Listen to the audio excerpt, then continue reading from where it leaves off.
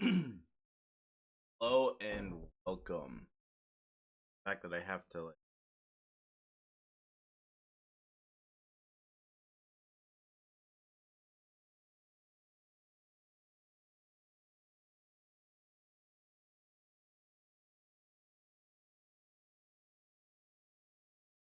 okay, here, microphone.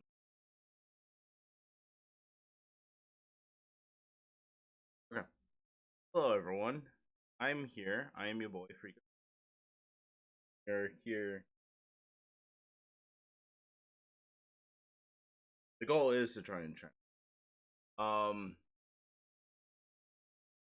I am why am I? I am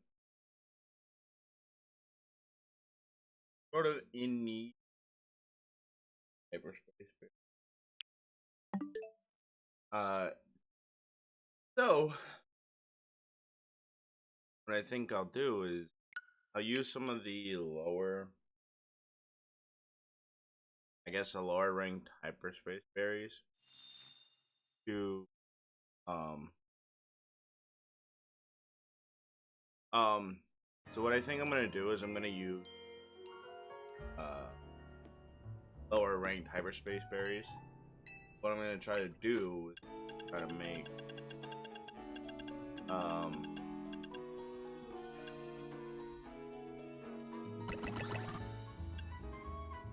I'm gonna try to make any of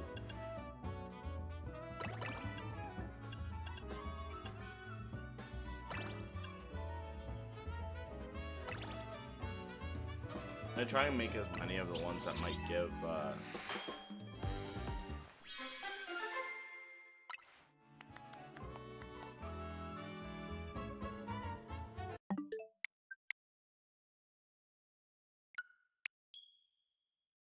maybe we do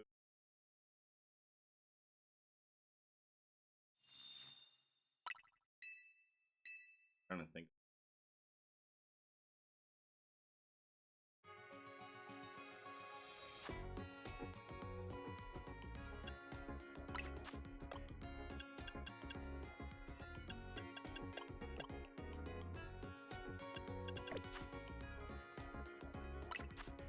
Wait a minute.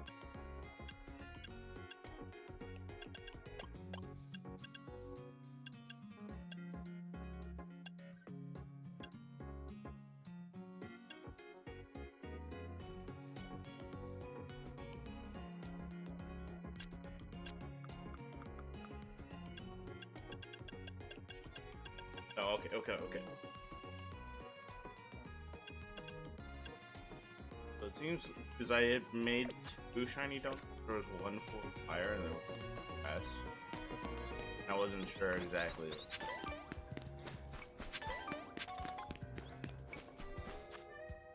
for exactly going. But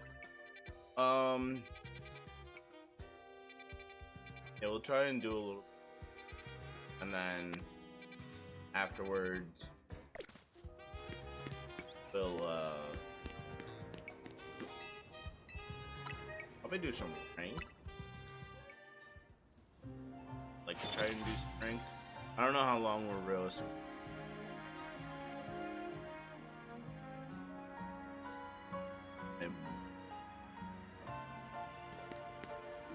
I'm not sure. Like the reason I say I'm not sure how long we're before it because uh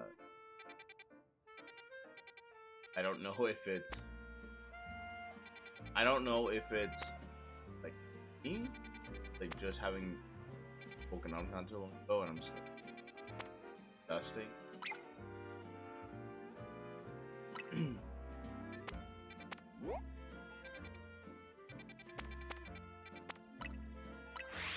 Here, we could still use Houndour. Still use Houndour, Barcadet, um, and honestly, I don't know. So, I know the Sparkling Power is only one, but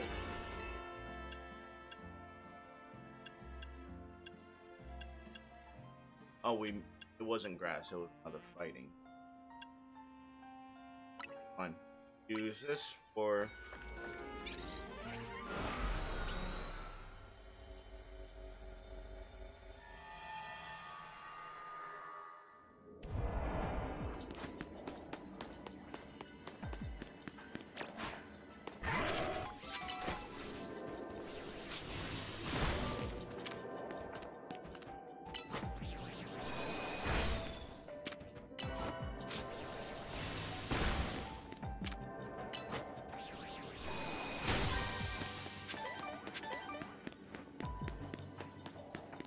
sparkling.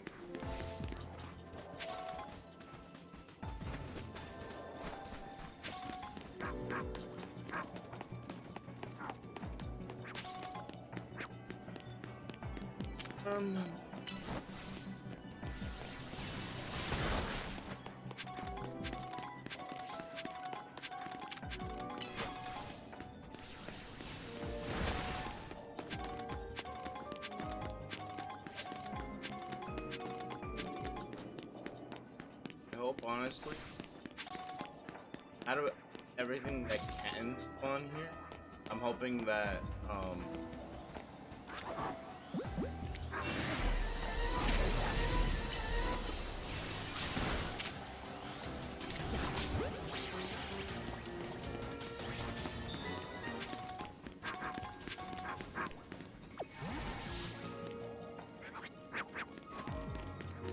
personally,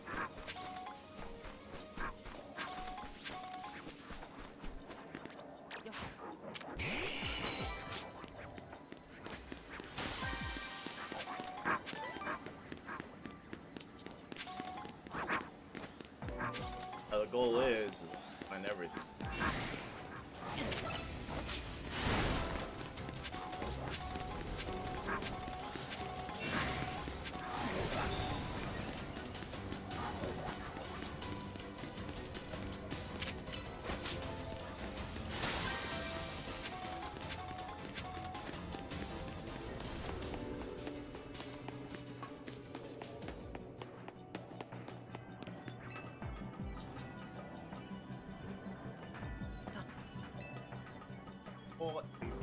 Right.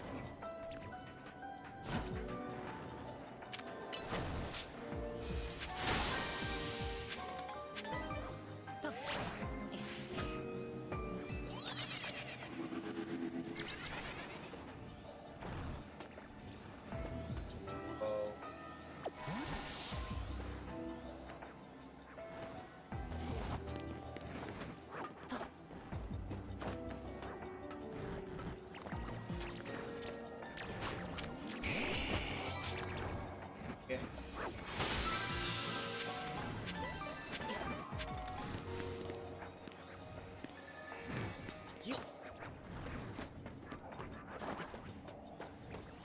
For the golden pole. And after that,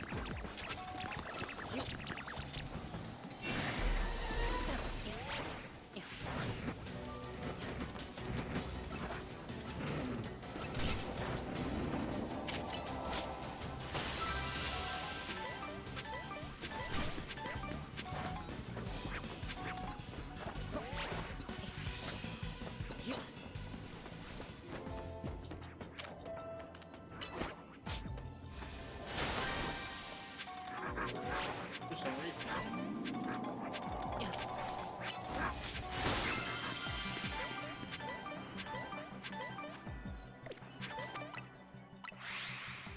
resets.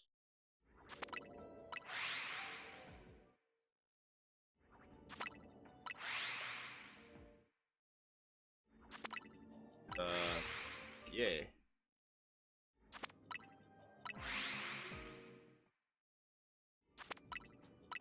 We'll save.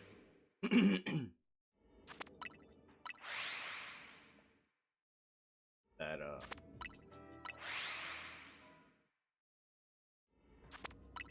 the one I need to stop Twitter for opinions on a very like lot of people really, I don't know, it just feels like they kind of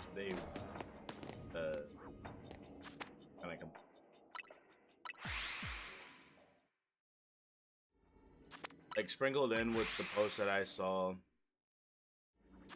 regards to Legends EA came or even like the DLC or anything along those lines. I was thinking honestly like painting like within those little bits or within those like patches that would, you know, not necessarily praising the game, but they were, yeah, I like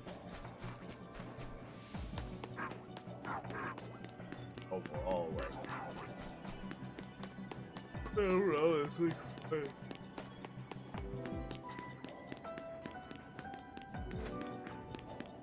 damn, I'm just.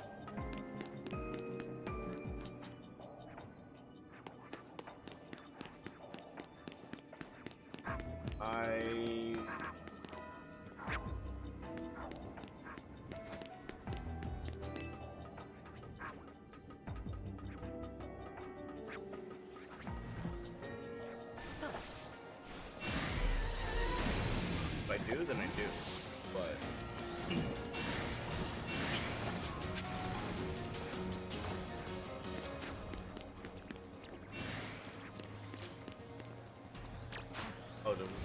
we have alcohol. That's why. I was like, this feels like a lot of. Feels like a lot of alpha boom. Now I know.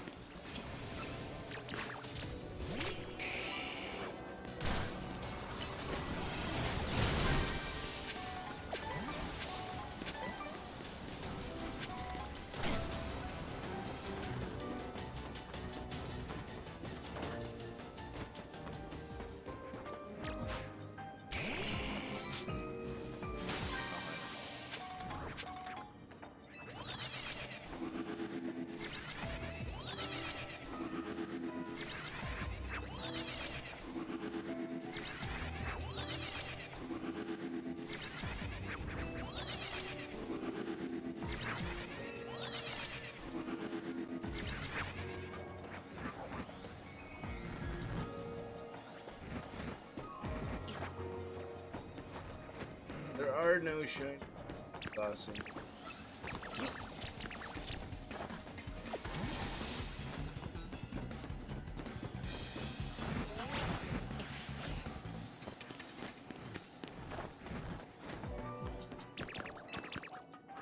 Over to put back in.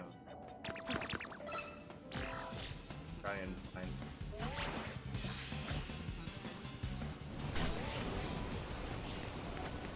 Or to do another specials.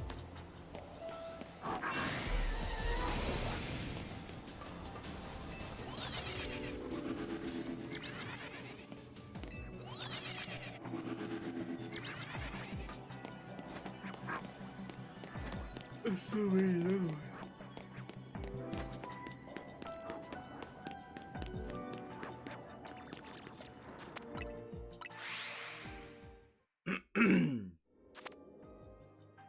Or do another reset.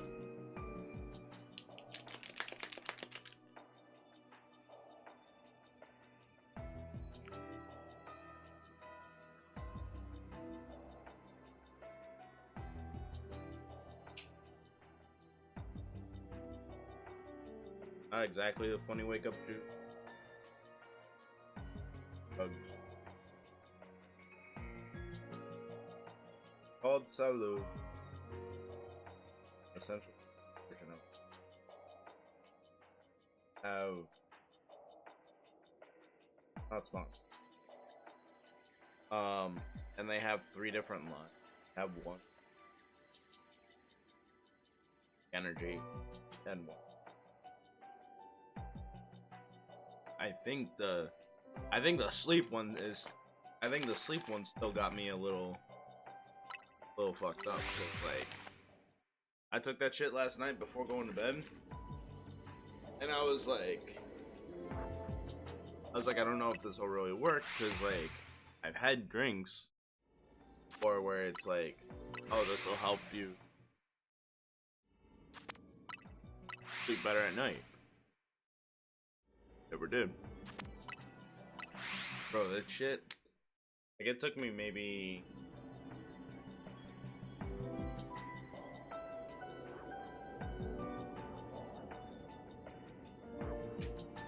I want to say 10 it took me maybe like 10 to 15 minutes before I found like, oh, I'm feeling like I slowly start like me and my girlfriend were saying I do trade. I don't have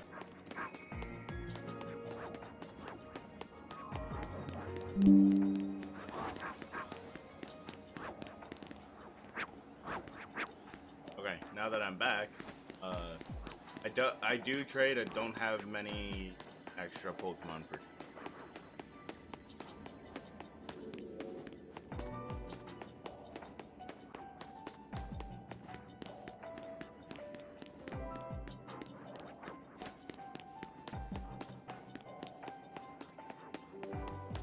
out of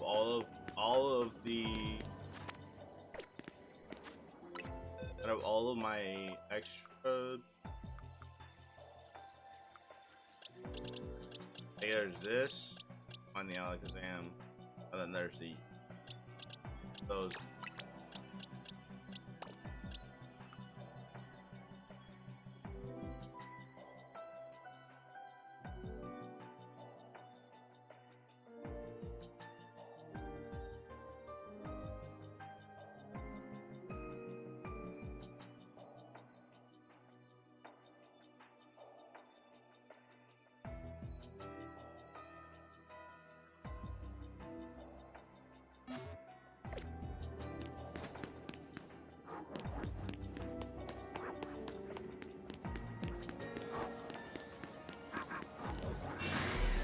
Any shinies at all. And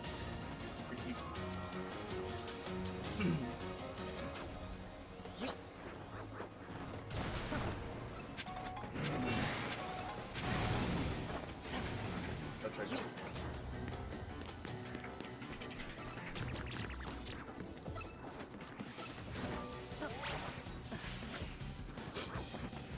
take away from or I'll take the Brachion.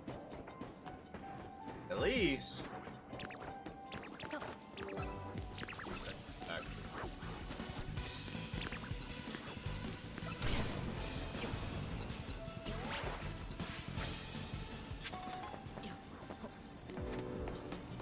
I don't know, I think it might be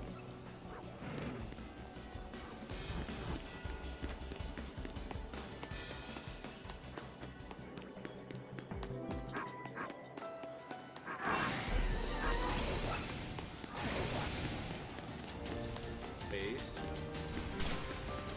but honestly I want to get like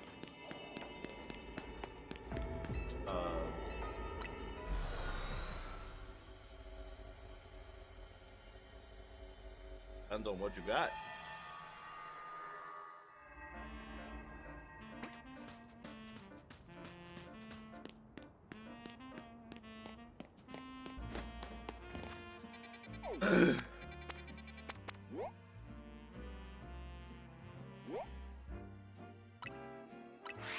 Listen, I'm gonna do another back and we'll get to I almost said Tyrant. We'll come back and we'll get Brachion.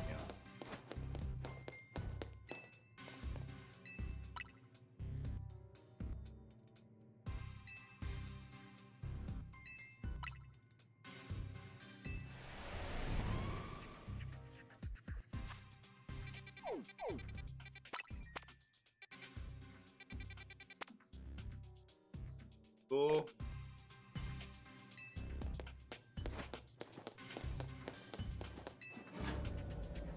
I see what that special skin is first before I.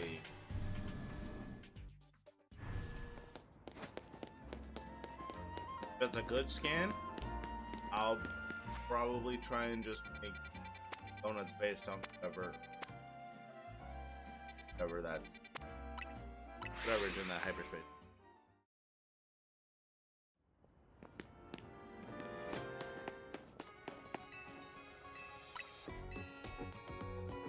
Tell you what.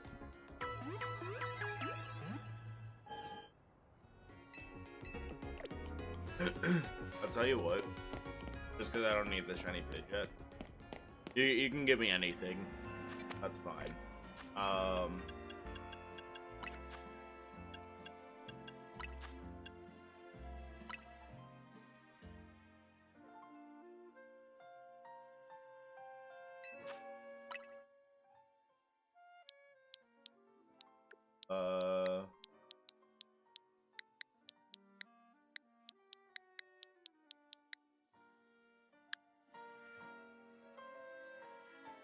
There's the code. Brandon, give me anything. I'm not really there.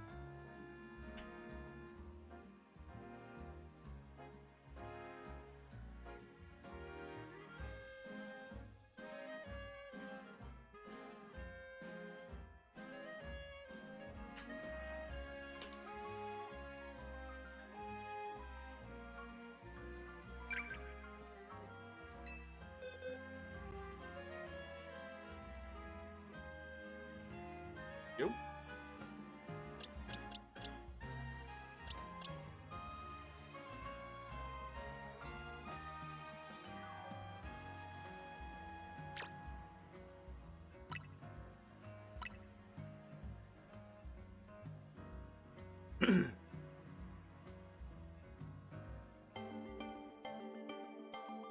Violet.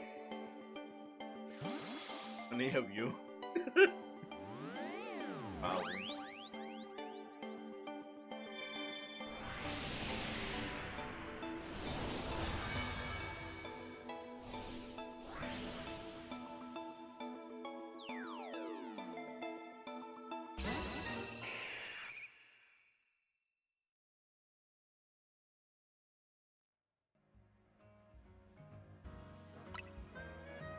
Yeah.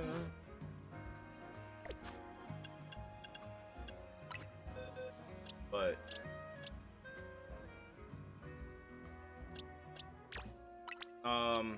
you have to. So what you have to do is, hold on, I'll show you.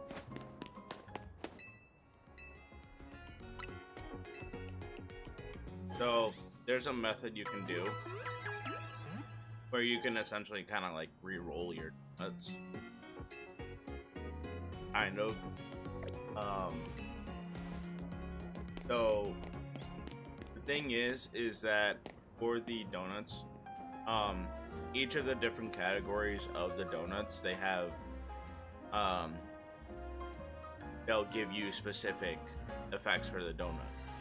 So for any sort of like sparkling power donuts, you want to essentially max out on this of the donut. So any berries that you have that give you a lot of sweetness, use those. Now, the thing you can do is go to a Pokemon Center and just heal your Pokemon. What that'll do is it'll create like a backup save data. So let's say you go to Ansha and you make a bunch of donuts that don't exactly have what you need.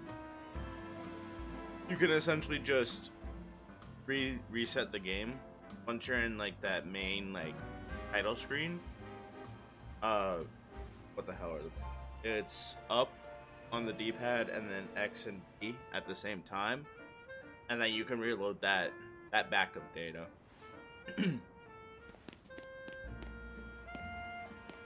So essentially, you can just keep re-rolling the donuts until you get something that you want.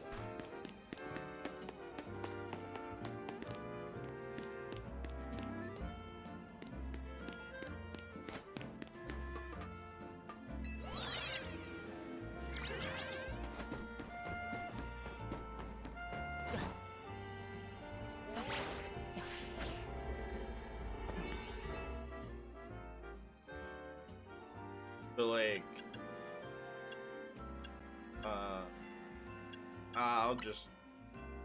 I'll use it. I don't think it's gonna. On the off chance that it's Latios or Latios, we'll be set. And we'll...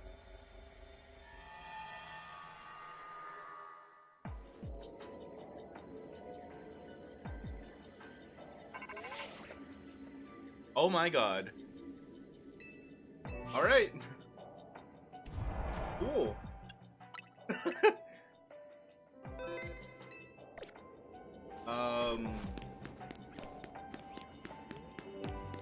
Adios. Aria.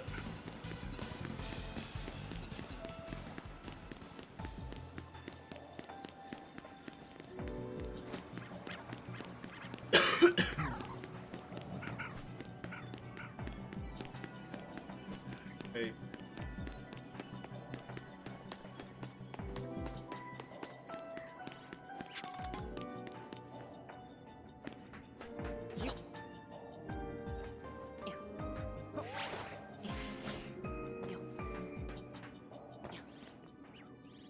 Hold on. We're gonna do that. We're gonna reset that again.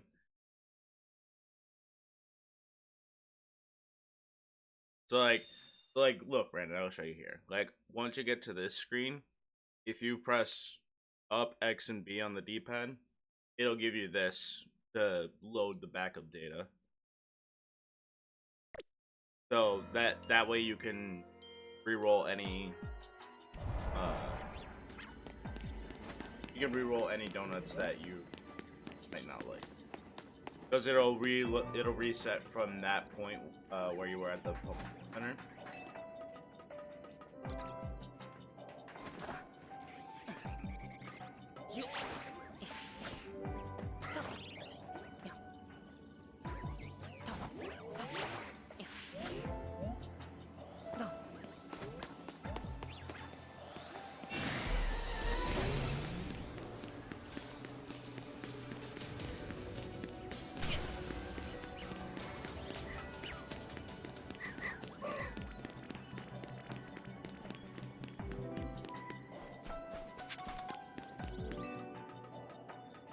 Alright. Well, got Latios. Here. Let's...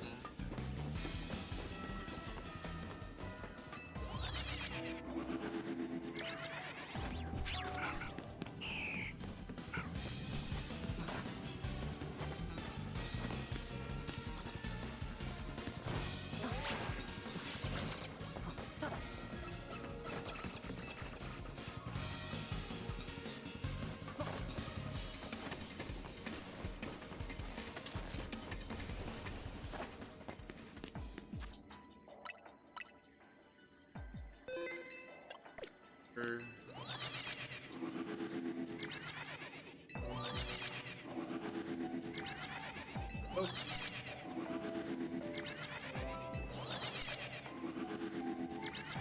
And now we just keep doing this.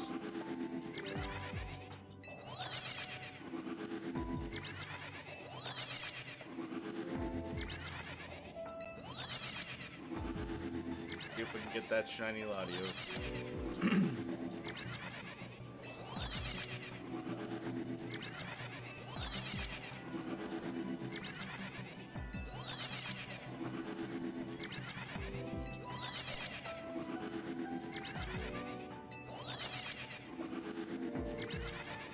I love both of these guns.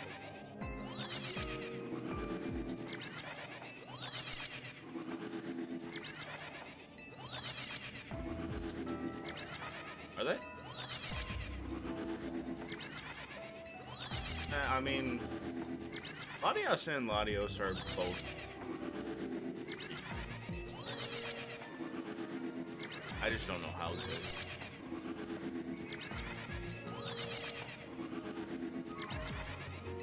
I mean, if I get shiny Latios right now, then we can definitely try and hop into rank. I still have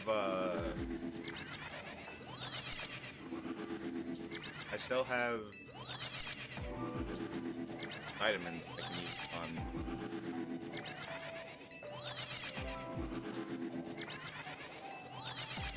I mean, what I was going to do originally is I was going to use Ario.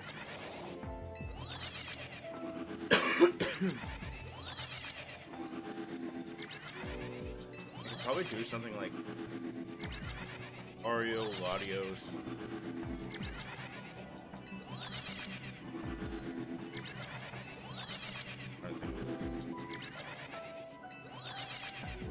I want to say Meowstic, but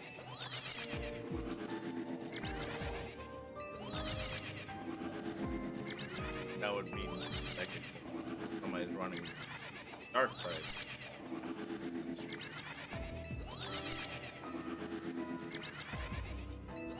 On Latios.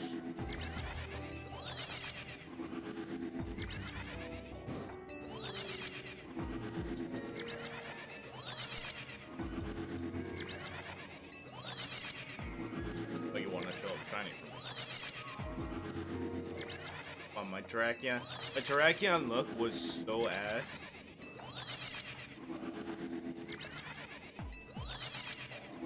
I just need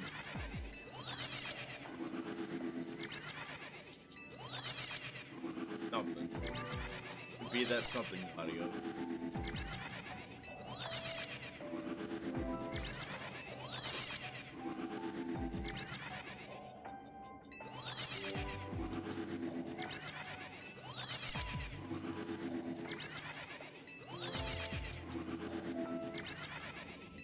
Oh yeah, now that I drank this, I feel like I'm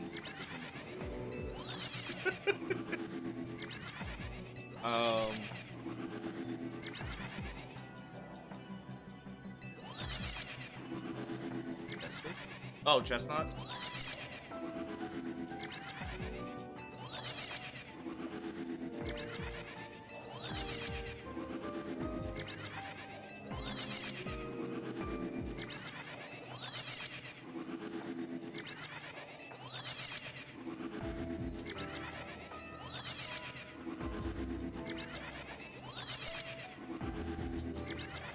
Oh, gimme Ghoul.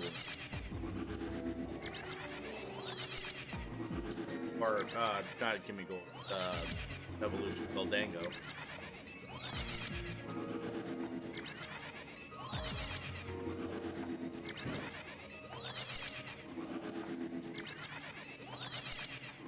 Yeah, Goldango's kind of an ass. Not that it's an ass Pokemon. I mean, it's just an asshole. Love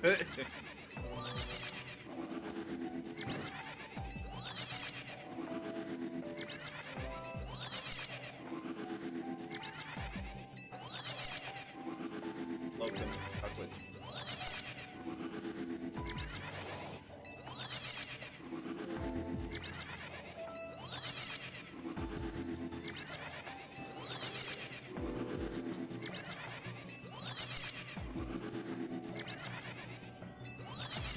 Oh yeah, no, trust me, I loved using Goldango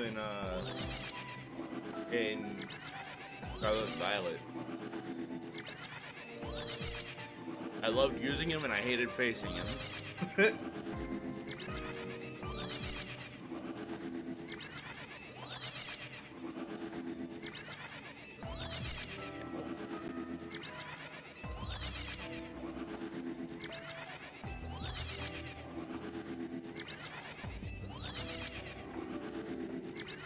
I think the good thing, so the good thing about this spot for getting Latios compared to the spot where you could go to reset Brachion is that literally I don't have to step anywhere.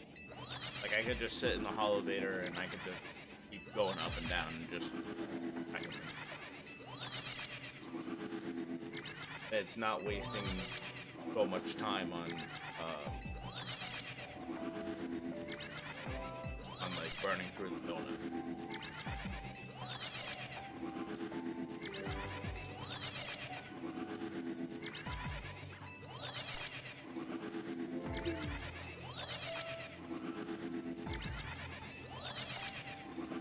The hope that the hope is that you catch Latios with enough time left to go back and get that Altaria. Listen, hey, yeah, but that like that takes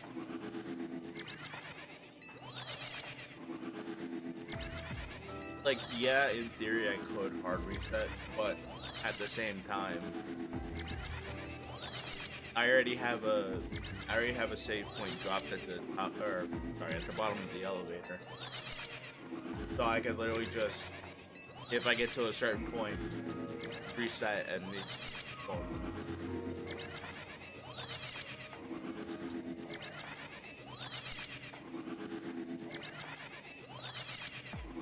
Like the hard resetting is just, yeah, it works, but also at the same time, it takes up so much more time.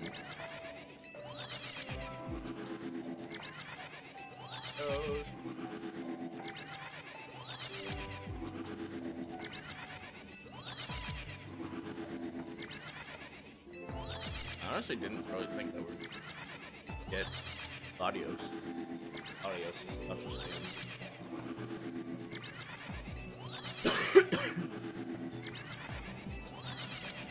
Because from my understanding, special scans that you can get are the Swords of Justice, Latias and Latios. You can get Excalibur, and then I believe you can also Excalibur, Gimme Ghoul, and then I think you can also get the fossil Pokemons as a special scan.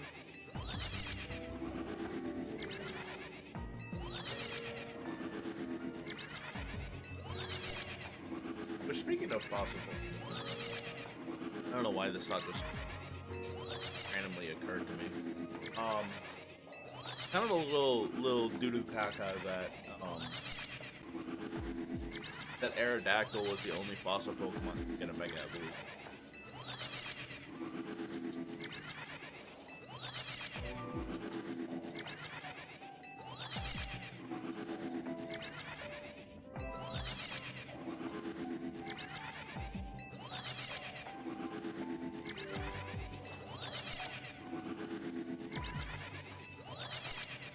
Well, I mean,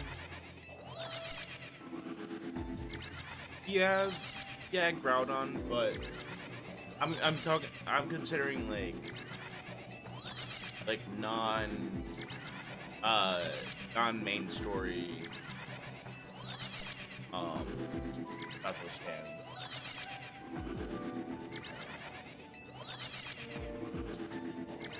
Like I know that for those you have, yeah, Groudon, Kyogre, Rayquaza, Darkrai, and then I mean if you want to technically count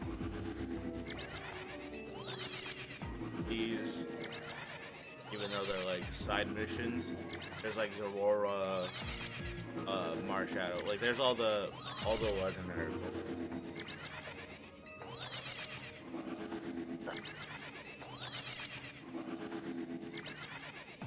Latios want to show up as me.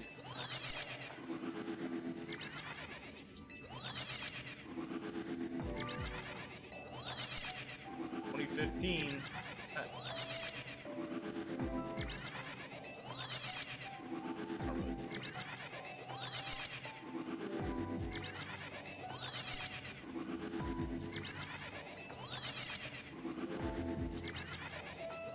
Oh, thank you for the parts. I've never seen that before.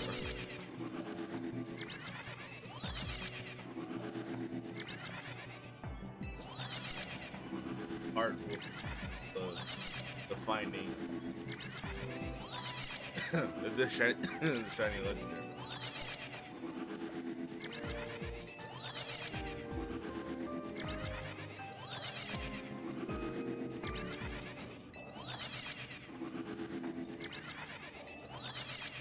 Bro, so badly.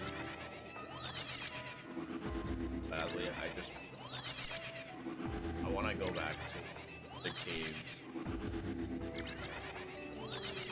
or Groudon again.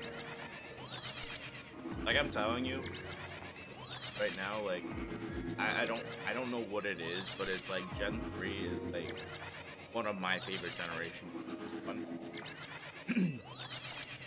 like I geek at the OST, or soundtrack.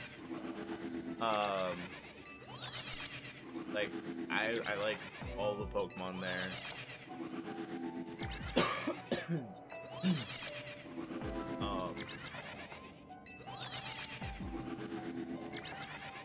But when I was playing through the Mega Dimension DLC, and I went to, well, realistically, all three: Kyogre, Groudon, and Rayquaza.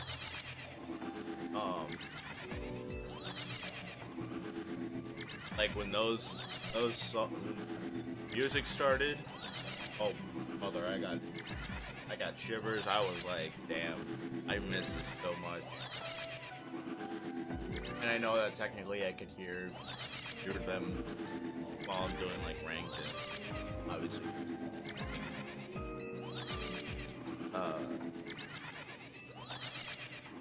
But I don't know. Something about Gen 3 just makes me ride.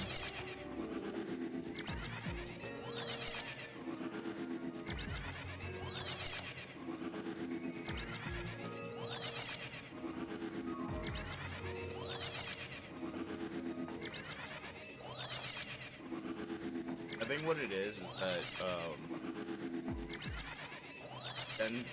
Gen 3 is like very much like orchestral, so it's like I don't know. I'm a big like, not that I go out of my way to exactly what anything orchestras or anything like that, but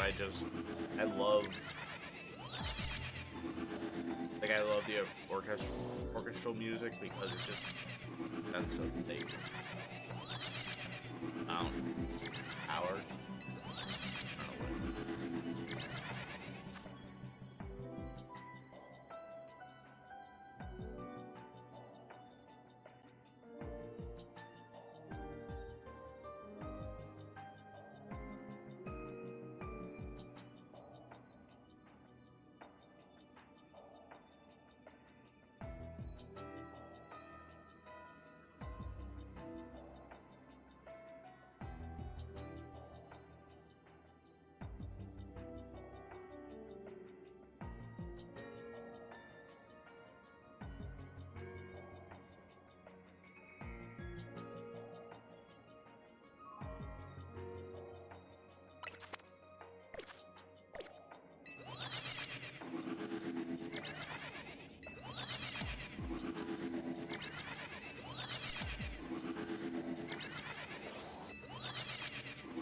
Please, I just got done glazing your generation.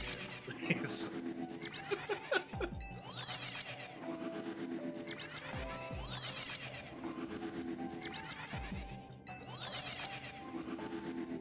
Like honestly though, I think I did a whole, not that I think, but I did a whole like rank, all of the games at the time. I did it before Legends. And like one of these times, maybe tomorrow or something, I'll try and see if I can, or I'll try and see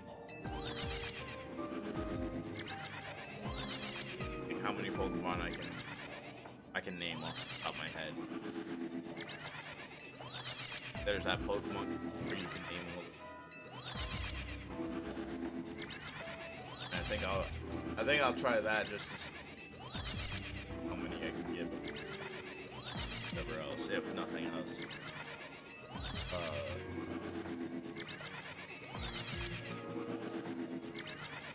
Rather, if we have the time.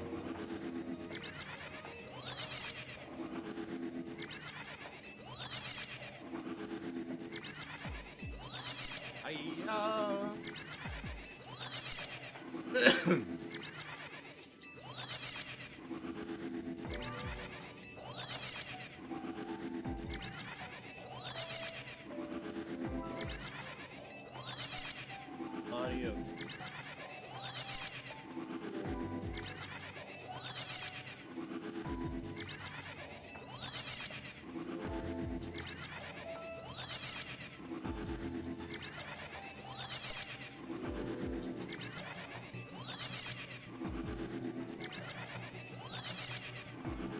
And it's funny too because I almost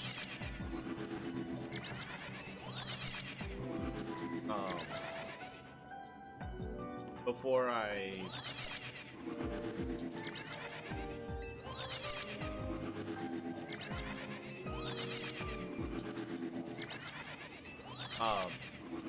found out that you could shiny hunt at least the legendary Pokemon, I almost would just like, yeah, I'll just catch whatever. But then I think I saw some, I forget where it was, either my YouTube or my Twitter that was exploding with, oh, you can shiny hunt these legendary Pokemon. I'm like, oh shit. let me go and do that then.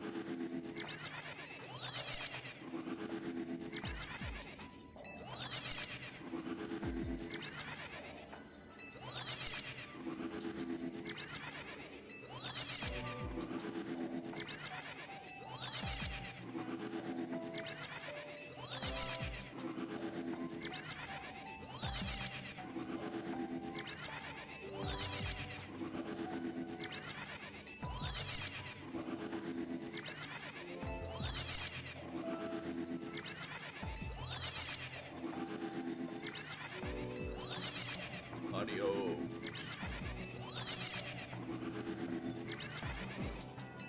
Want to use ring? Actually, I just want you in general. Because my thing is, I've been thinking about it for a while, but I kind of decided to go about getting a shiny national Dex Pokemon. Because the thing is like with this game and with like Scarlet and Violet, for example, or rather, I'll start with Scarlet and Violet first. But originally, what I was going to do was I was just shiny hunt all the Pokemon in Scarlet and Violet, make a shiny Dex, so on and so forth. And then one of my friends, he told me the other day, he was like, oh yeah, I'm like making a shiny, or I'm not making a shiny, but I'm making a national, getting all the Pokemon in national Dex Pokemon. I'm like, oh yeah, that was something that I had given. And then I really thought for a moment, I'm like, What if I just go through and I just get a shiny, a living shiny dex for Pokemon? It's gonna be so tedious, especially given that one of the Pokemon that I would have to get be Poipole, which technically only has the shiny availability in Ultra Sun and Ultra Moon. I have Ultra Moon, so with Pokemon Bank services still active, at least to my knowledge. But I could probably actually do.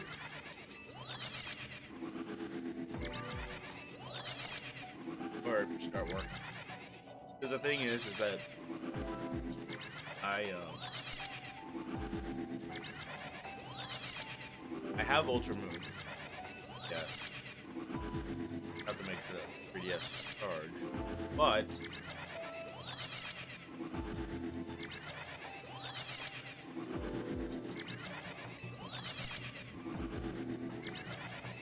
the only thing that would kind of suck about that, though, that I would have to start the game over twice. There's Poipole and then it's Evolution.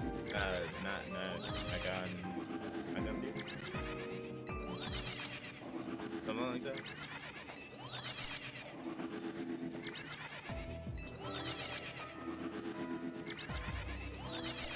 I feel like between Legends EA, Legends Arceus, and Scarlet and Violet with the 3 DLCs, I feel like it's possible.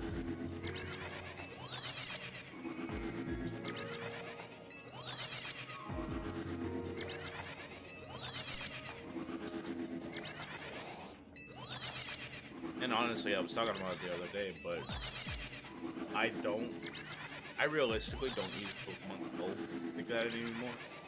And one of the things that I should technically do right now is like getting all the Pokemon that I have over there, especially all the shiny Pokemon, transferred out. Because I don't know if that game's gonna end up crashing and burning soon, anything like that. But better to get all the Pokemon that I've caught over there, or out of it, rather.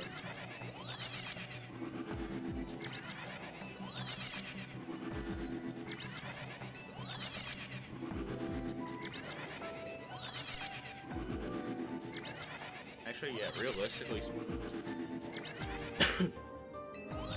Yeah, that was pretty good.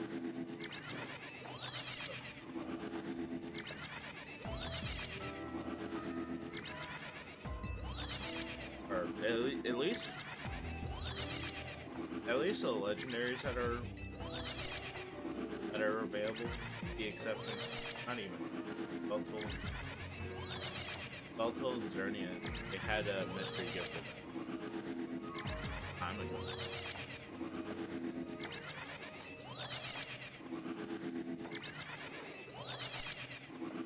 I'll have to actually like get everything together and what the shiny situation is looking.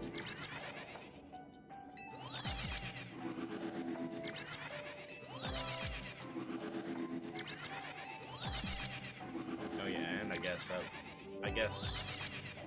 realistically this game is dependent on whether or not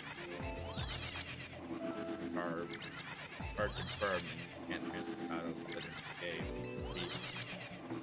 Would be dumb. I've never heard of that or happening. And if that were the case with Legends EA, I'd be curious.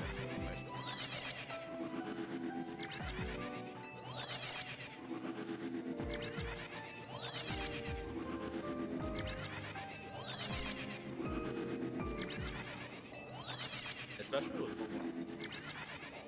Like, it would be questionable as to why that decision, all things would be made now.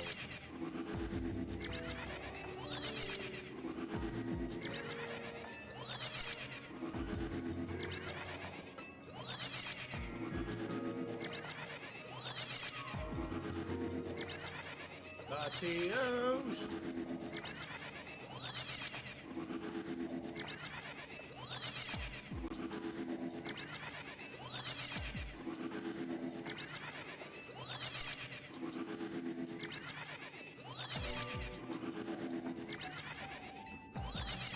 I should re-download Pokemon.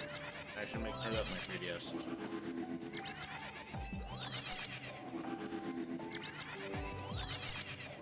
No way.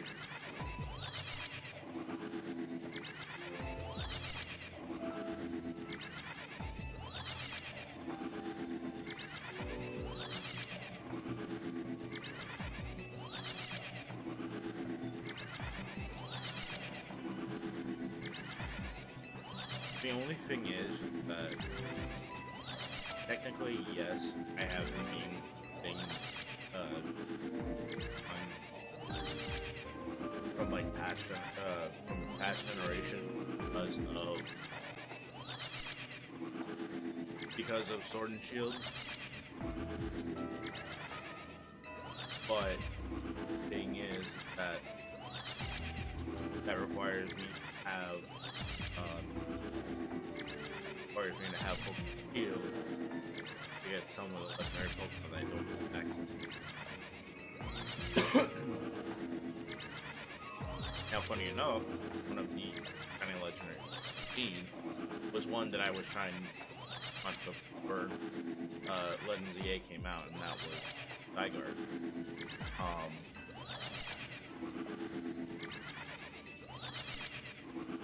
We did like 20 of the Dynamax Adventures where EA came out. And the problem with the Dynamax Adventures, like you're relying on other people, not necessarily not true.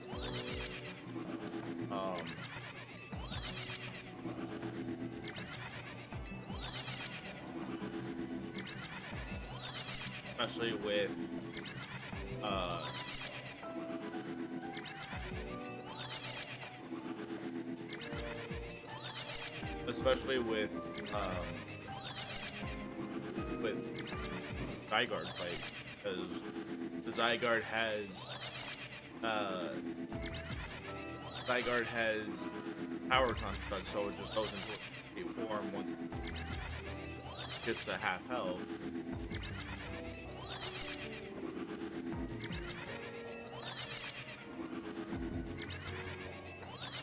And then it's like, oh yeah, by the way, first now.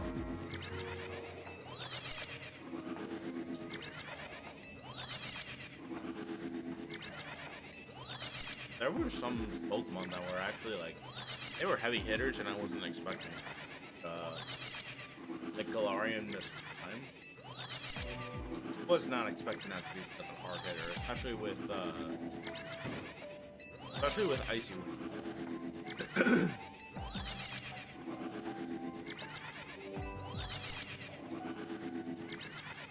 Like it's a 30 it's a 30 or 20 power move.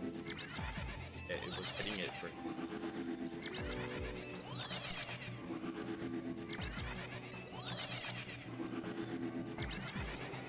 audio.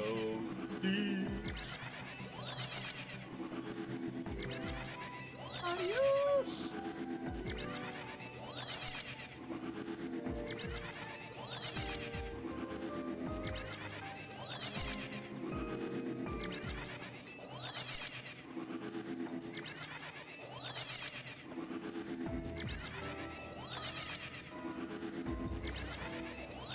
I gotta really like look at Owens. All I have I can transfer.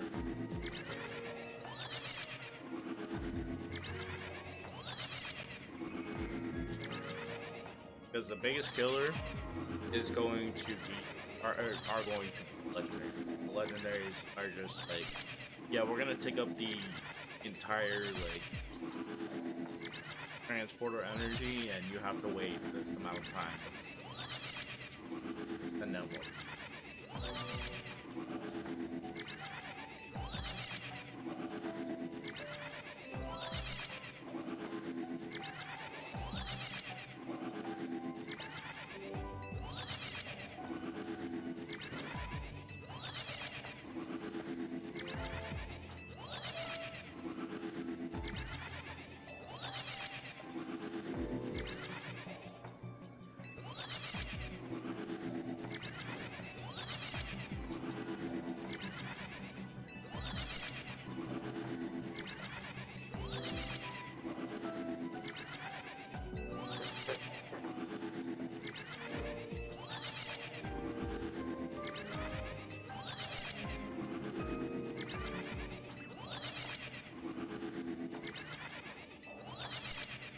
Uh,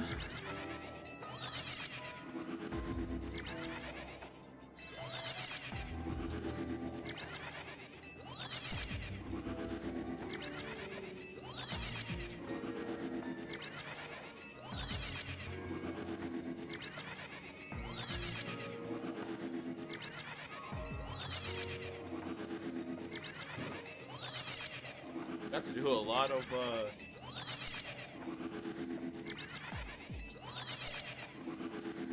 elevator restructure.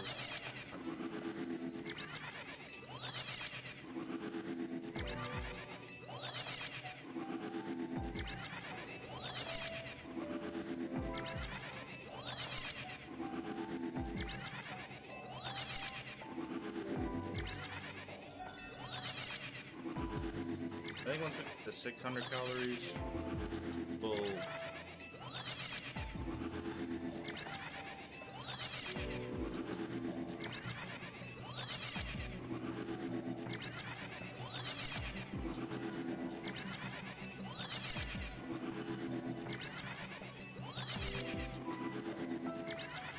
so glad I held on to the dragon boat.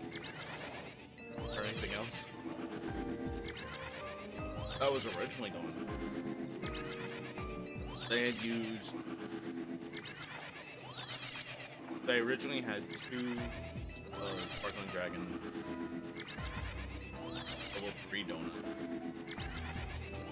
I used. The intention was to save them. You got the Aeon Pokemon. But then I was like, you know what? We're gonna be stuck on Terrakion. Right? Decided to. Here. Then, you know, I want Dipsa. And I ended up choosing one. Because I was like, you know what, I still have so many other Pokemon I want to like shiny hunt. Or so there was one hyperspace. Dratini, Gibble, and I think. And I ended up finding Gibbles, and then I think I found one. Oh, that might be the. Well, no, I'll figure it out. We get this mini chocolate chip legendary here, then.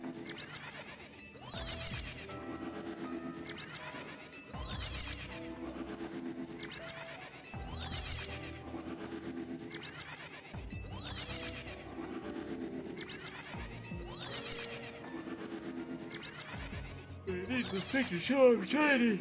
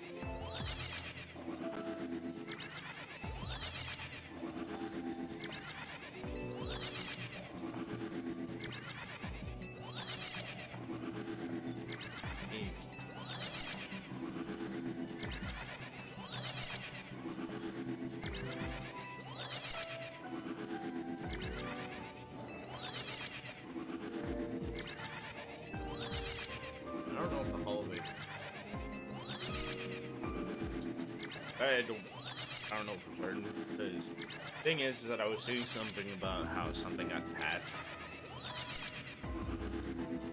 in one of the updates, and I'm not sure if that was elevator trick for Latios.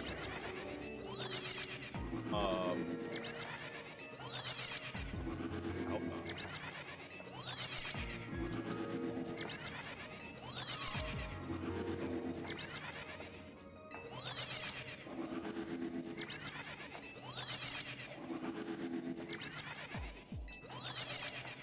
I don't think we're gonna find it.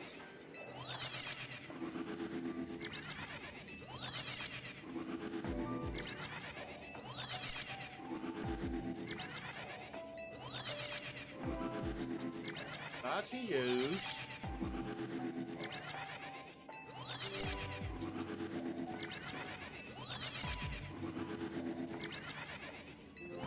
One more after that.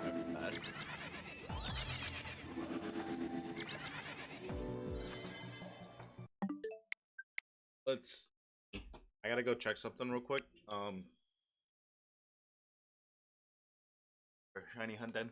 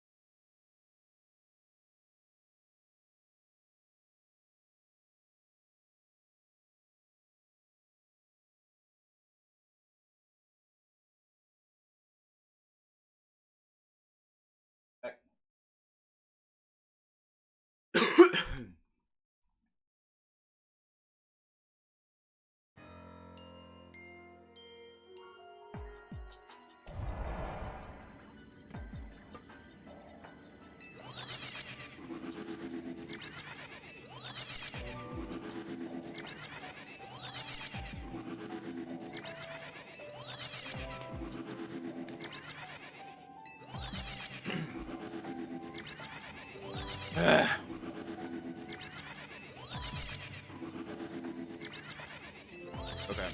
This time we'll find something.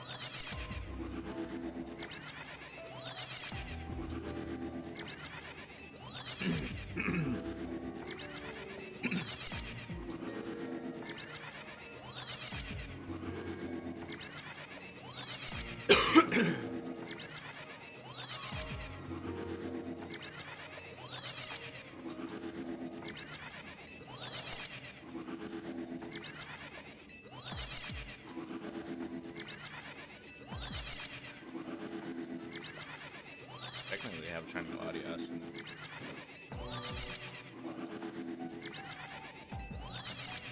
But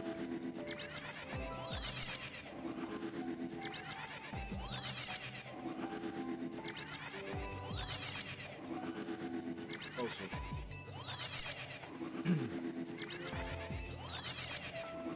only eight.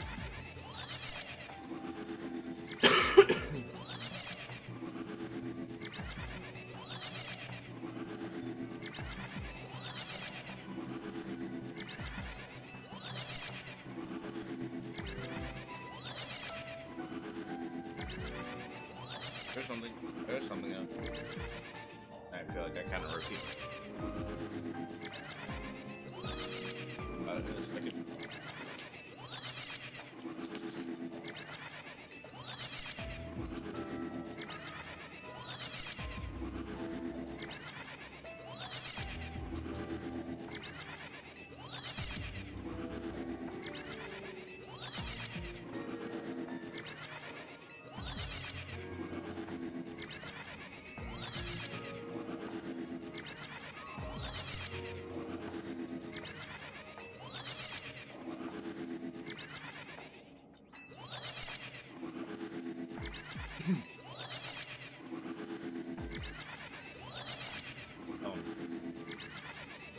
Those are the same. Yeah. Even though I still have it. Oh, that's what.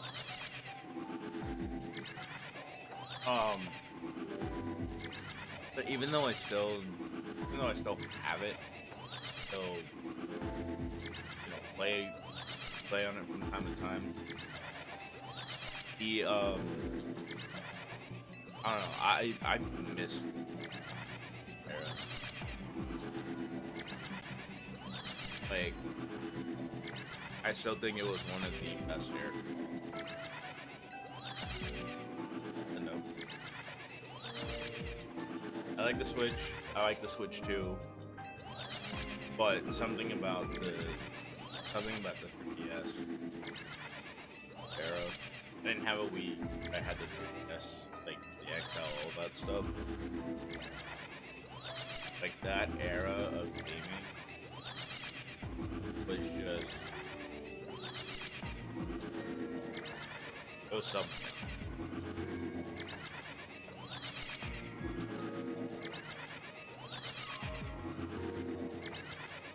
Like, maybe it's the nostalgia factor for it and like everything that surrounds that, but I don't know. To me, like the 3DS and the Wii, like they, or rather the I guess just the DS line in general, like that era of gaming will always hold like a special place in me. Like DS era was Gen's fourth, and when I say DS era, I mean like the DS up until like the DS era was Gen's 4 through 7. And even with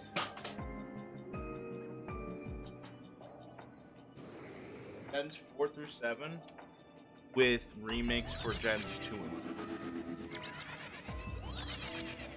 3. And I will even say, like, some of the best remakes are Gold, Soul, Silver. Probably. Well, actually, no, I would personally put Omega Ruby out Sapphire.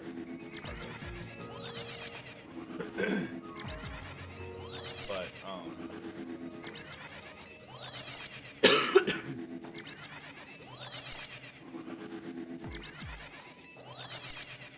like Gen 4, Gen 5, love those games.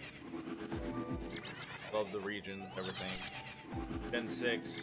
Gen 6 was kind of where, like, I didn't feel too strongly about it, but I think it was of storyline for X and Y. I have to go back through and, like, or not that I have to go back through, but like I want to go back through them at some point.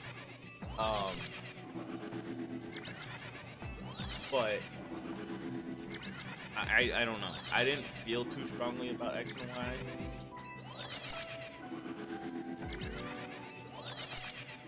And I'm wondering if that opinion changed now.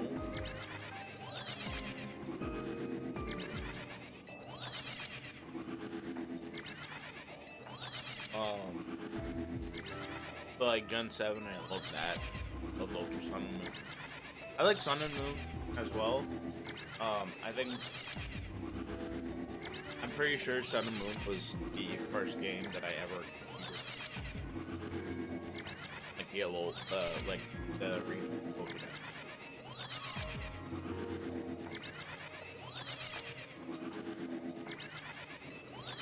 I'm pretty sure anyway.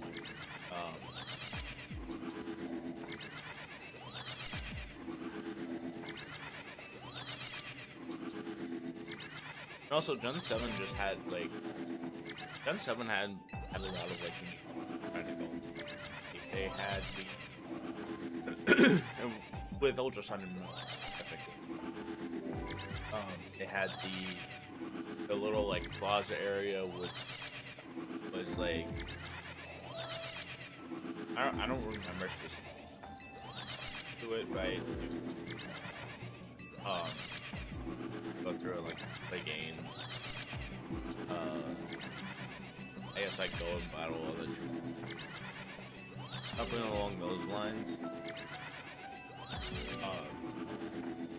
The only reason I remember it is because of the Team Rainbow Rocket post-game story. It was such an interesting like concept.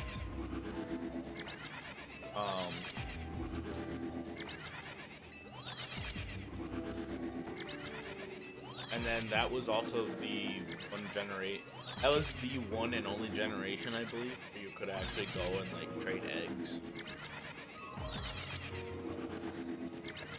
It was such a funny thing, especially like not only just like regular trading, but you could do like wonder. So it was such a funny thing. Just be wonder trading whatever you would get from that first route. So like, was it Yungu, Pick a Pack,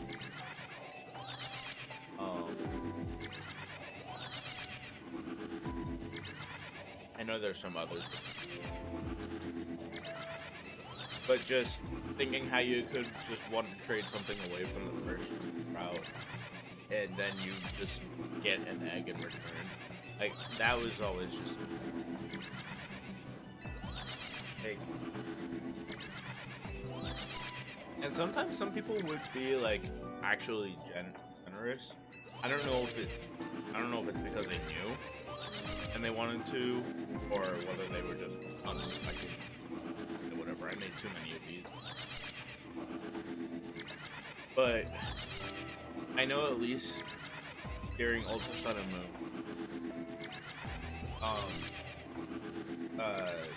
I ended up getting like,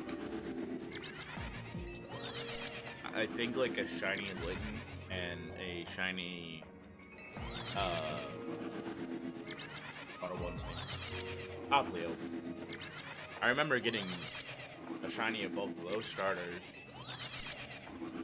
from Wonder Trading Eggs.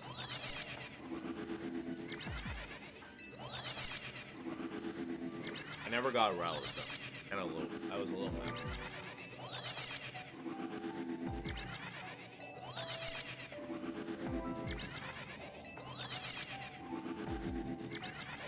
Good. Rowlet is like my pet.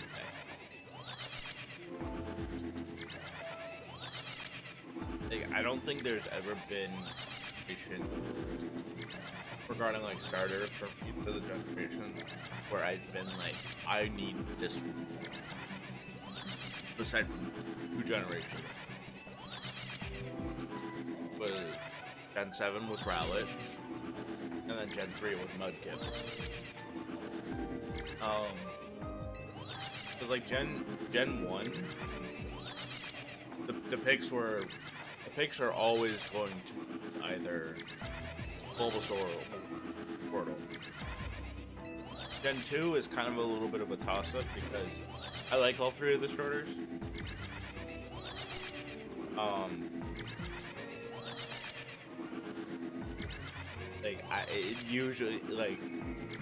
It usually just depends on like how I'm feeling in that moment.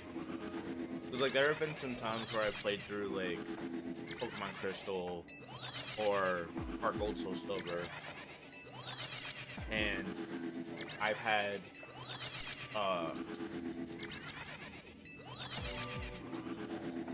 and like sometimes I'll pick one, but then the next time I go back through and play through again, I'll pick a different Pokemon, a different starter.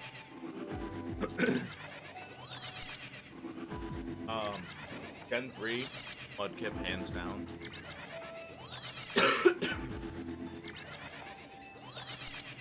Gen 4 is also one of those, like, toss-ups depending on how I'm feeling. 9 times out of 10, I'm probably gonna go for Piplup. Because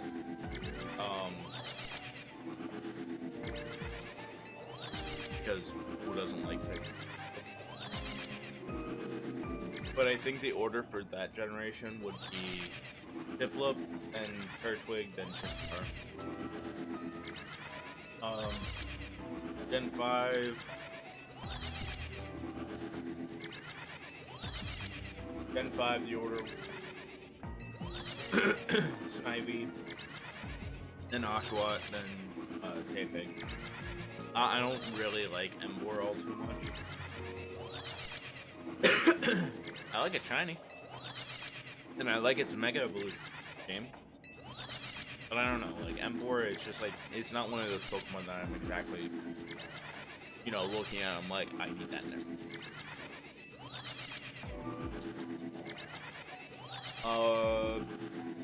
I guess Gen 6 is where it's like, there's a, I'm picking Greninja every time, or, Brokey every time. Gen 7, Rowlet, Gen 8, Gen 8, the order is usually Gobble, and then, Bunny. But that's another one of those generations where it's like, the starters, I like all 3 of the starters. So it's really hard to pick a definitive one every time.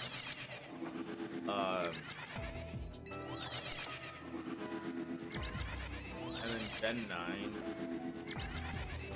Gen 9 I started with actually. But if I'm gonna be honest, I think the order that I would pick would be Sprigatito, and then Fuecoco, and then Quaxly. I don't mind Quaxly's design.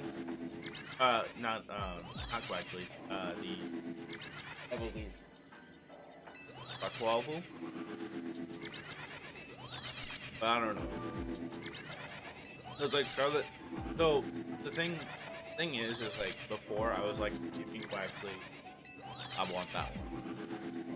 Because with Scarlet and Violet, I tried to not spoil myself too much.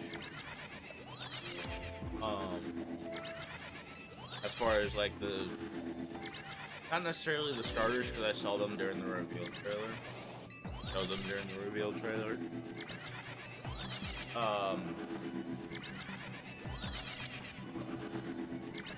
But like everything else relating to Scarlet and Violet, I tried to keep myself like didn't want to know anything.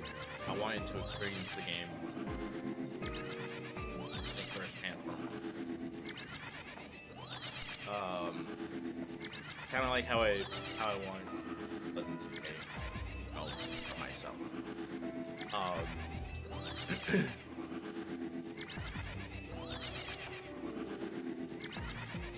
But like, I didn't know anything as far as like those 3 starters, Final Evolution, or anything like that. So when the time came around and I actually saw them, I was like, oh, okay. Like, Buckwobble, like, I don't mind it. It's just like, it's not something that really, like, I guess sticks out to me.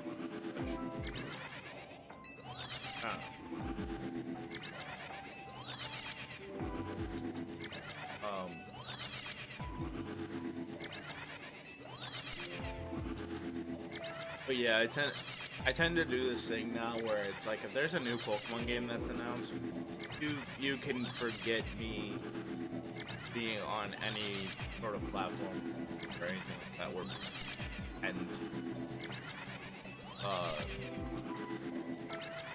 tend to just speak everything these days.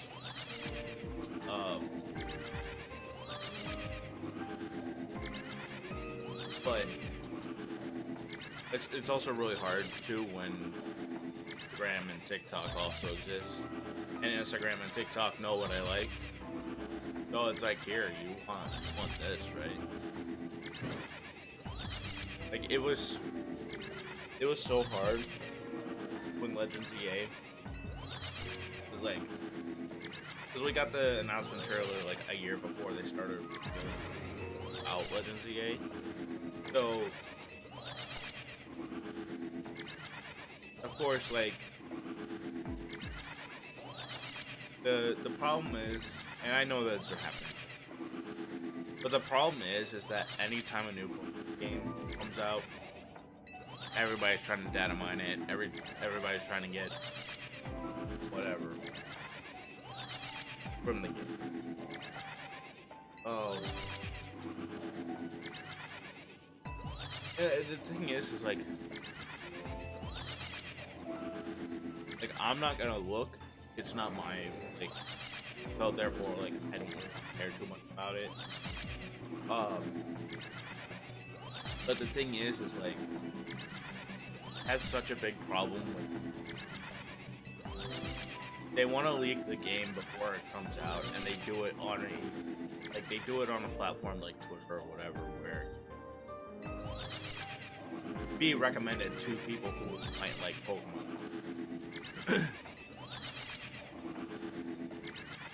And like at this point, I've learned my lesson. I know to stay off of Twitter for the most part, but it's still just. I guess it's just sort of infuriating, or not infuriating, but aggravating, when it's like, I want to go here just to look at whatever maybe what art or just some new post, whatever the case may be, and then it's like I have to worry about, oh, you know, it's like, am I gonna get spoiled as to this or this or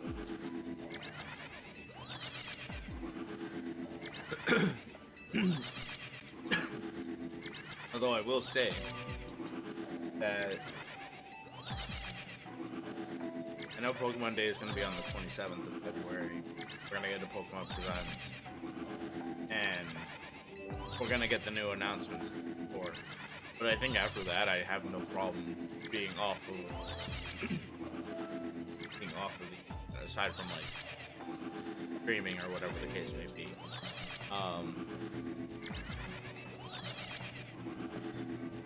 So I think at around that time is when, well, no, not around that time. When that time comes around is when Eugenics is gonna come out. Which Eugenics, anybody that doesn't know, is another game that is produced by Edmund Millen, who made Binding of Isaac. I'm a big Binding of Isaac guy. and I appreciate Edmund's work, Edmund and his team's work.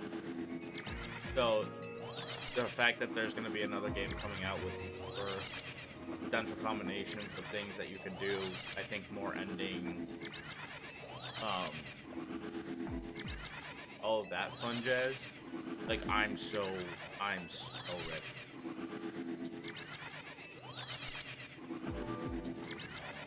Granted, I have to. I don't know if I'm ever gonna get to the point where I 100% Binding of Isaac. I really don't know. Because that would require me starting other two save files over from scratch and basically 100% those. Which, can I guess at what the point that I'm at right now? I'm just yapping about whatever while it's shining. I do apologize if I'm talking about stuff that for y'all. And I realized I sort of deviated from what I was. I'll get back to that. But yeah, with the point that I'm at, Isaac, right now with that first save file that I have, I feel like I'm going to be close to unlocking everything for that file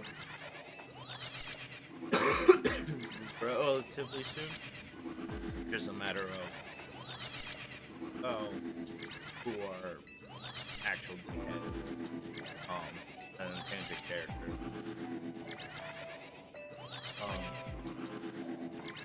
And just thinking about how I would have to go back through and do everything all over again. And to have gotten to the point where I'm at now with this save file has taken me basically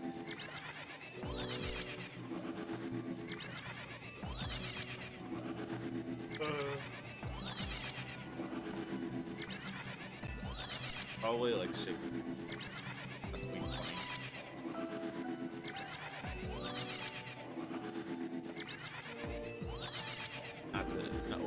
Not to try and like, but because I'm pretty sure I started playing on the PlayStation.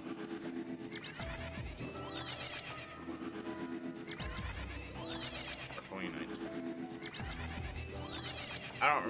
I don't remember the specifics, but I can gather that it was probably around that time.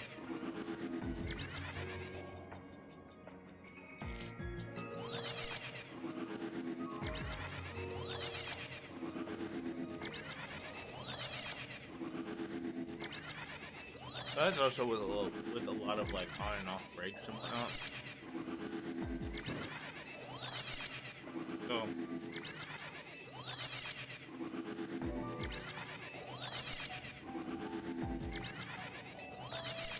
I can imagine that if I really set my mind to it and tried my damnedest to do everything, that I could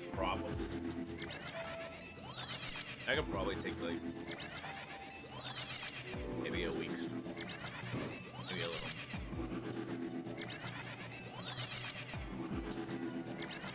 I read somewhere that taking or like doing a full 100% completion of Binding of Isaac, so all 3 save files, whatever. That would take at least 1,000 hours. And that's already like. Cause I looked at my play count or my play time. I'm at like 500 and I want to say like hours now at this point. So I'm just like, well, shit.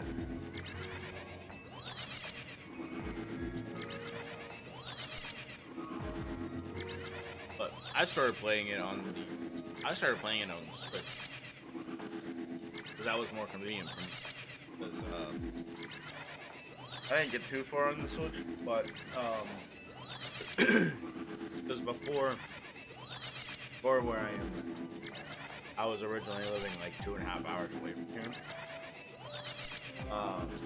And you know, every weekend, because with my job at the time, I would have off work on the weekend. So every weekend, I would come down here and I would play my girlfriend, friends, all. And every time I would take the train. And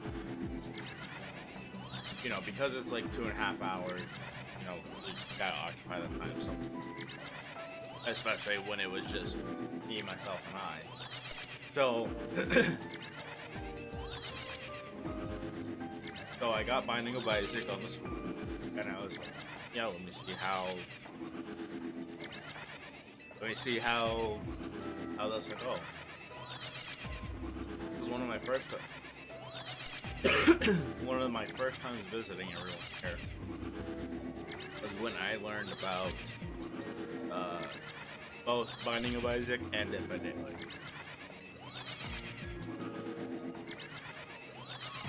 Dead by Daylight I haven't played in a minute. But Isaac has been one of my consoles.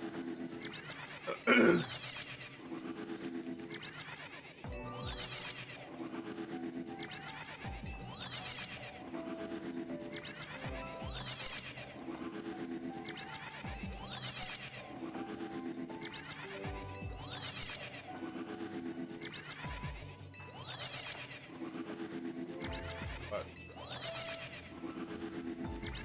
anyway,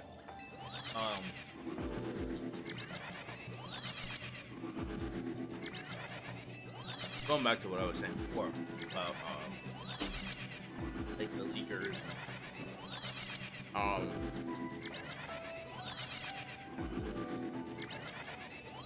Like the thing is that if you don't care about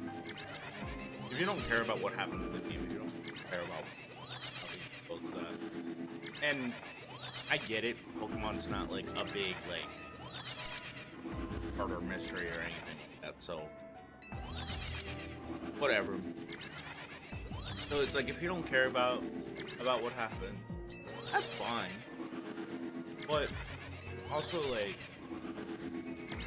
keep that shit to a private Discord or a public Discord for anybody to join to see what happened. I don't know.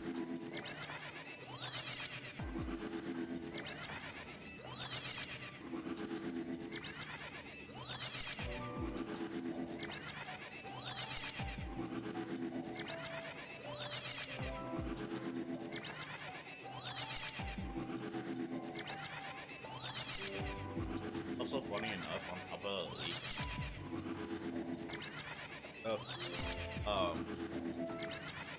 I always see a bunch of Pal World versus Pokemon type deal, and I think it's funny because it's ridiculous every time. See in the debates, or rather, debates. I'm just like, you really care that much to like get validation from whoever on both sides.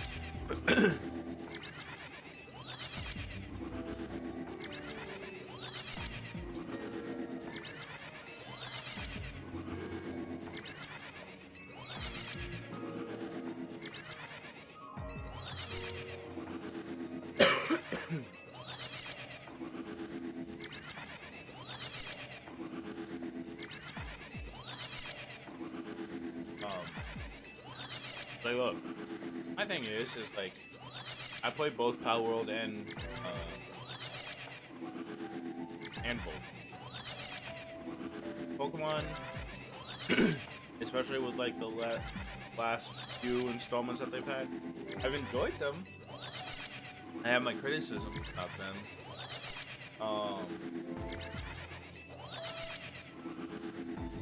But I still enjoy the games, and I still play them, obviously. But I can acknowledge that there are some that we worked on, and I'm hoping. That's the one thing that I'm hoping, is that whatever Gen 10 of Pokemon is, I'm hoping it's just for the Switch.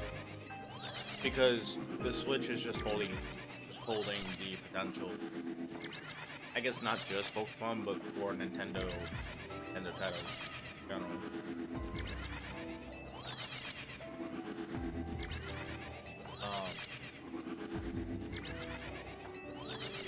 But anyway.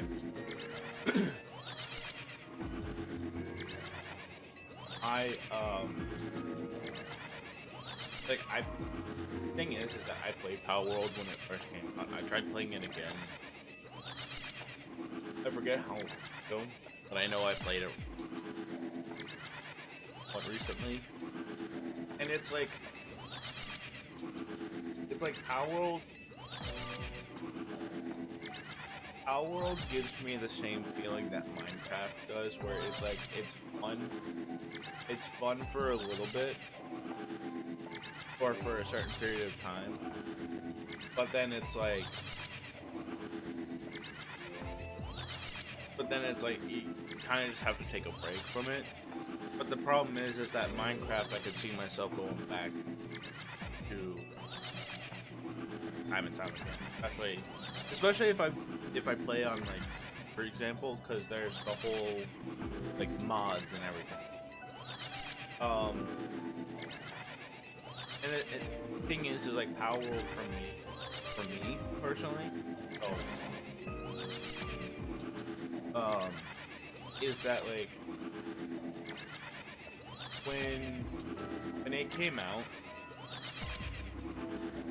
it wasn't exactly advertised as such, but of course, everybody and their mothers were like, yes, this is Pokemon with guns. Which, yeah, it basically is. But the problem is that I feel like once so many people started jumping on that and they started calling them Pokemon, I feel like whatever that company, Pocket Pair or whatever, I feel like they tried too hard to. Whereas, like, yes, this is Pokemon with guns. You know, look at these funny little guys operating their machinery and shooting down enemies or whatever the case may be, right?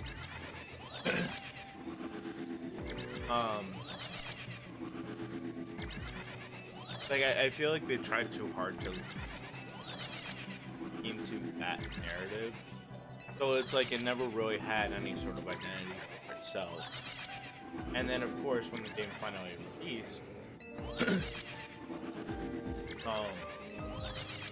well, I say release, but went into early access, which it's been in early access now for, what, 5 years?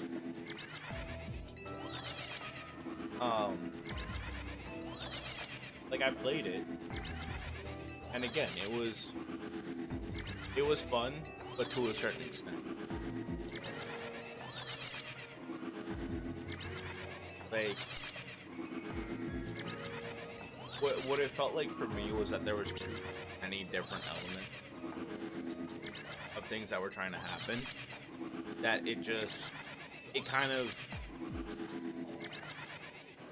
of felt like a mess when it was all put together. Like, I think I share the same sentiment that most other people had, where it was like I got to the first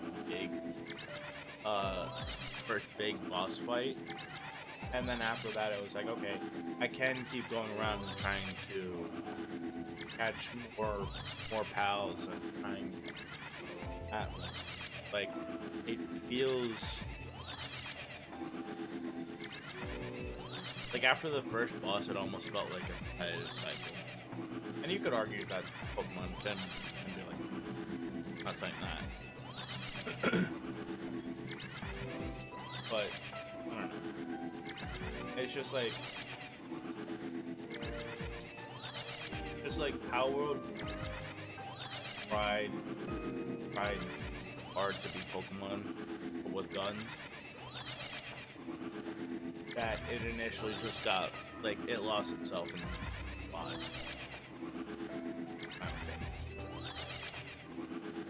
And then one of the other things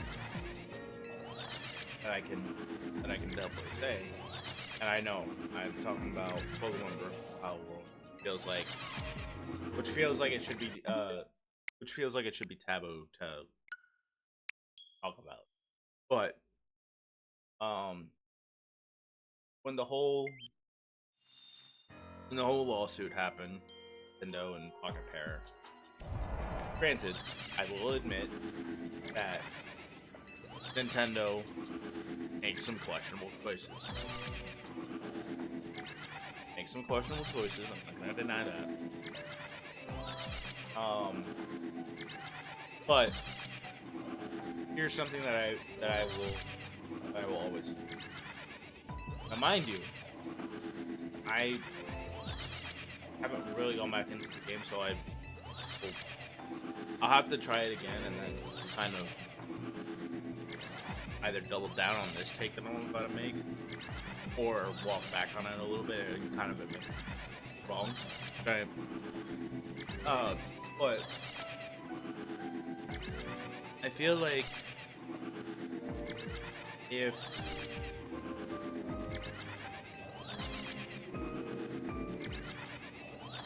I'm trying to think of the way to say this.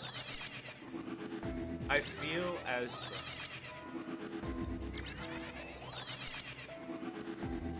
Pocket Pair kind of knew what they were doing with the whole concept of pal spheres and like the way they go about catching the pals or whatnot.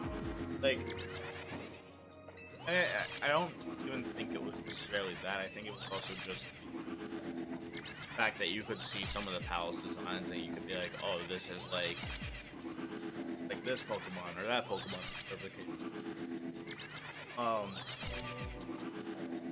But I think the original lawsuit against the use of the pal sphere mechanic, I don't know. But of course, like that kind of forced Pocket Pair to be like, oh shit, like we gotta like do something. And I feel like as somebody who like a creator, developer, whatever the case may be, I feel like you should weigh your options and figure out, okay, is this something that we can change, or like there's a problem, and so how do we go about changing it? Kind of meant something like a rough draft just in case. And I feel like when that lawsuit started, they said remove the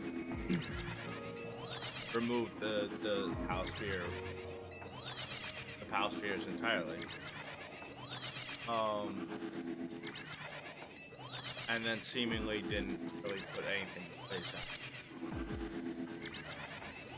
It was just kind of like, hey, you kind of send your pals out nonchalantly, and that's basically it.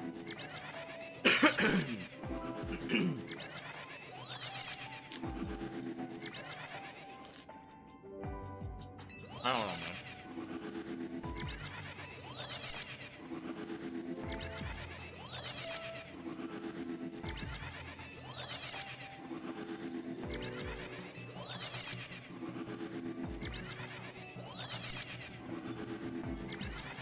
Like, yes, there's certain risks that you can take when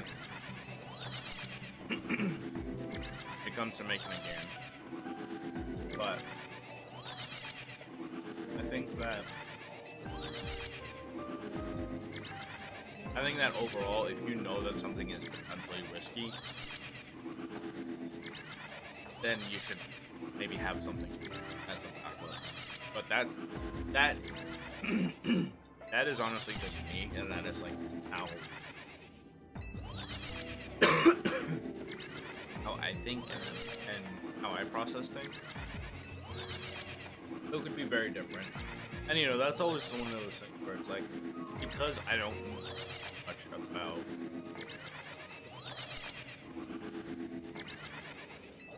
like, for example, I don't know too much about Power Up now because I haven't played the game recently. Like, I'm always up for, you know, hearing that other side. That way, you know, one, and I mean, I know I could do some researching myself. I'm gonna be honest, I don't really care too much in the moment because, like, I'm not getting any. I don't really have that much back against it, against what I'm saying, to really look at. This is just kind of like me yapping. But,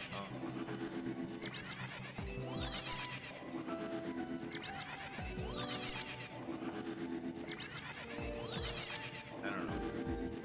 I just also know that Pocket Bear is apparently known for making games that just kind of like blatantly ripping off whatever other game they're trying to emulate.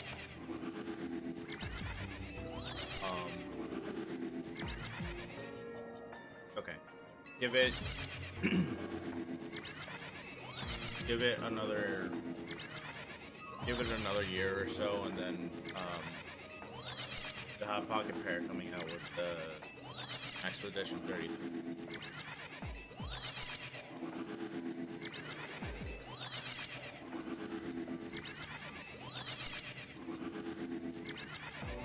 Audio.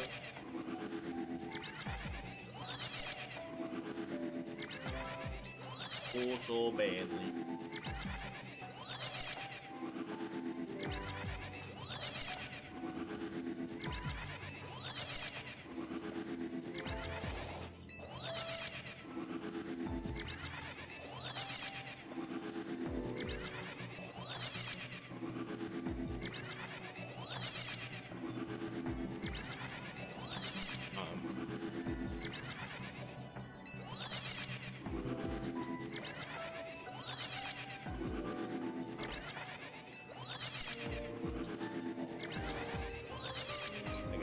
Really need the A button.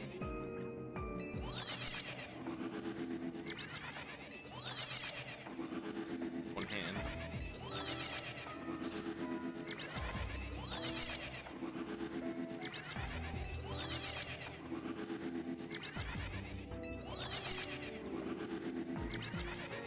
What my problem is? So, one of the things I got for Christmas, volleyball thing. Not really much to it, but it's very simple, and it's you can just press the button there and it lights up. I feel like I need to have this on for Johnny Laudio's tool here.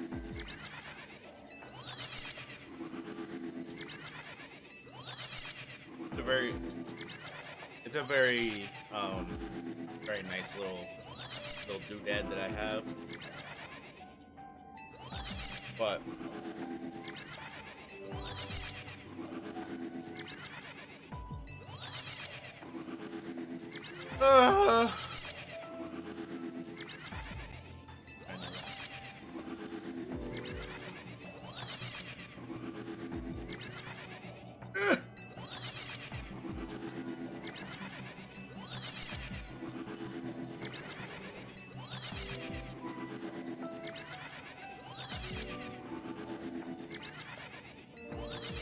there's my mint chocolate chip ice cream.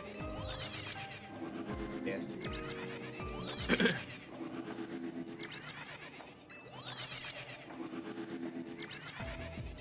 Back to my Edmund thing. Where, yeah, I'm really excited for me. I can't wait for that to come out. I think it comes out on.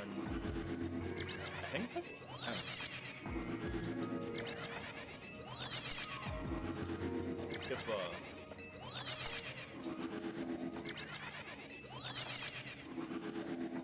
gotta see.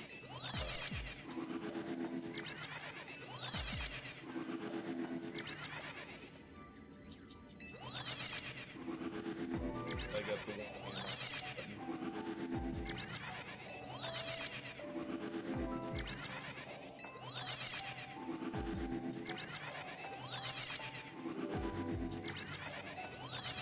I think it's February 10th. If it is, I will. Well,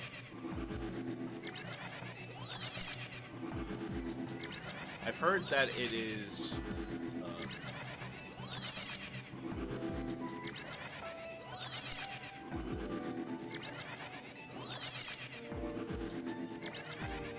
Heard that it is basically just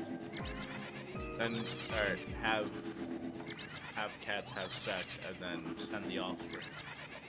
Remember? What I've heard. So, I mean, I guess if Edmund can do gameplay, have it up on without anything.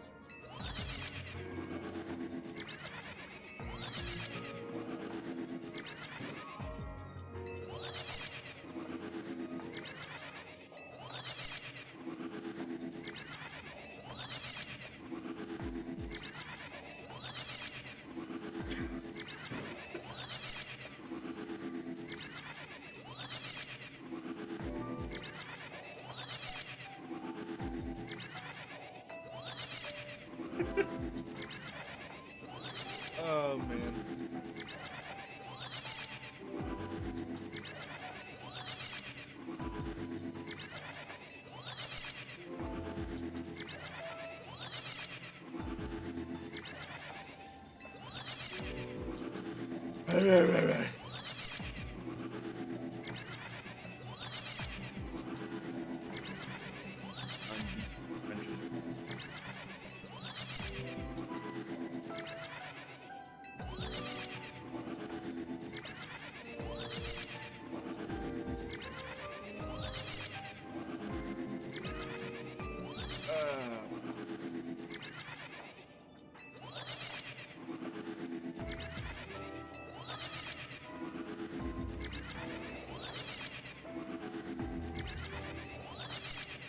Phoenix releases of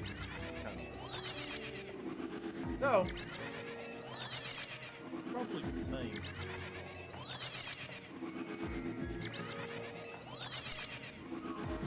I have to like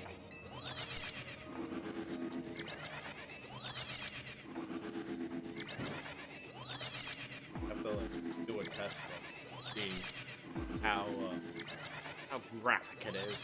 I don't think if Edmund is able to make gameplay videos on it and post it.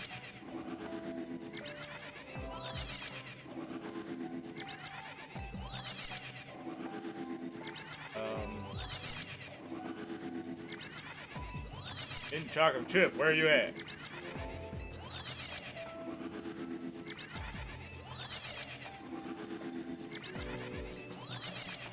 Yeah.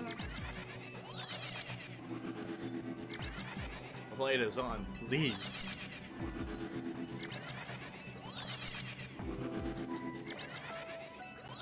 And oh, we're at 2 hours. 2 hours. Name. Granted.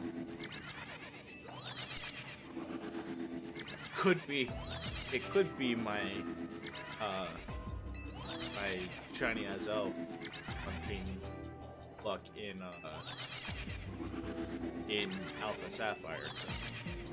That is straight doo-doo caca right now. And to basically give you an idea, we have, or not we, I have been trying to hunt,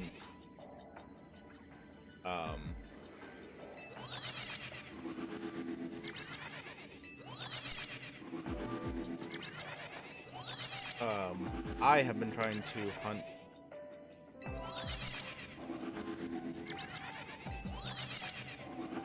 Yeah.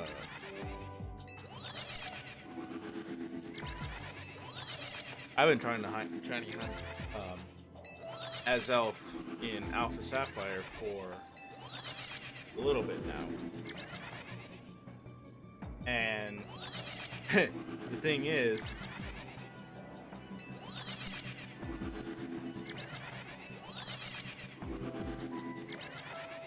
is that I've been trying to shiny hunt that thing since I think July. Yeah, I'm pretty sure since July, because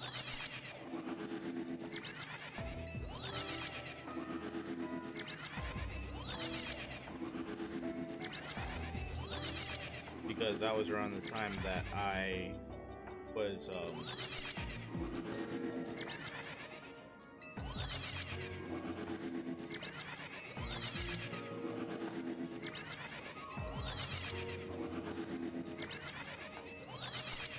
that was around the time that was around the time that I started going popcorn.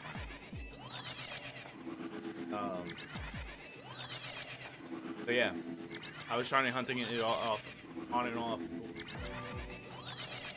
since then, so it's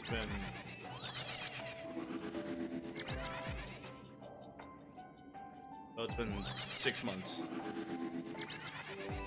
Still no shiny Azelf.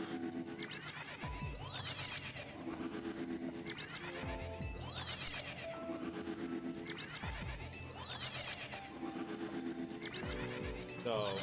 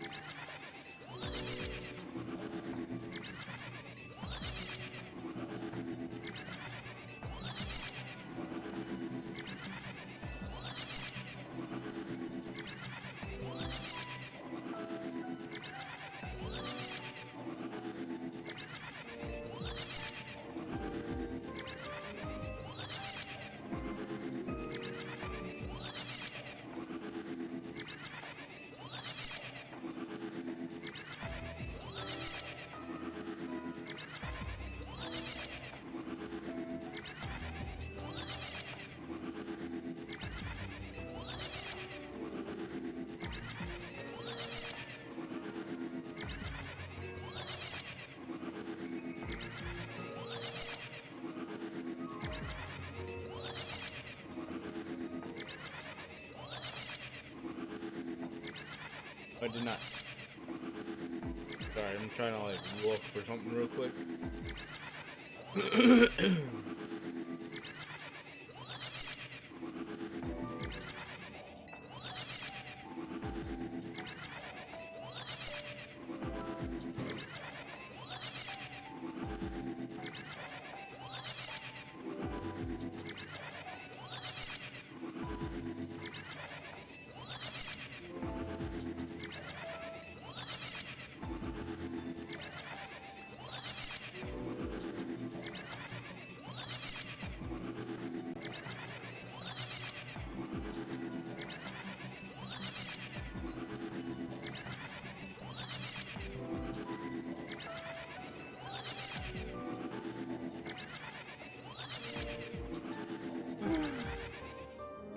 Yes, I still am doing it.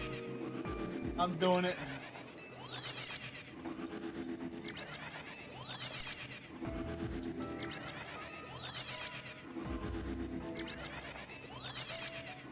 We're still doing it. Fucking.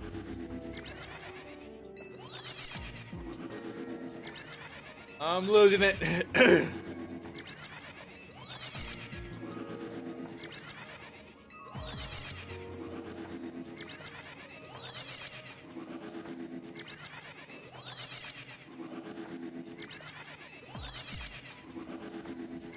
The good thing is that once it shows up shiny, at least I know I don't have to worry about it despawning. Ew.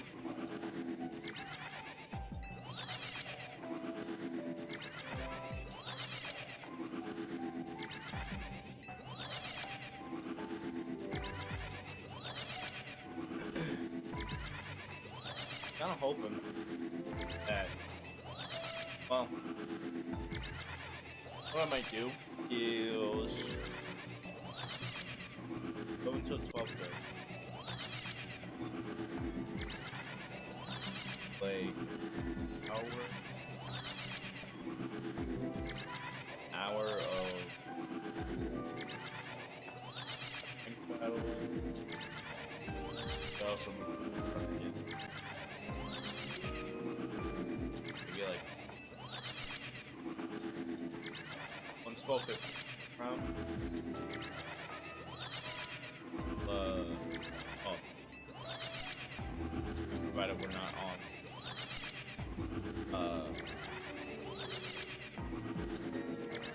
Not in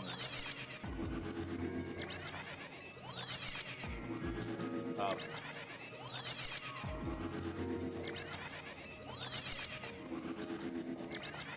Try and beef up our Pokemon before hopping in.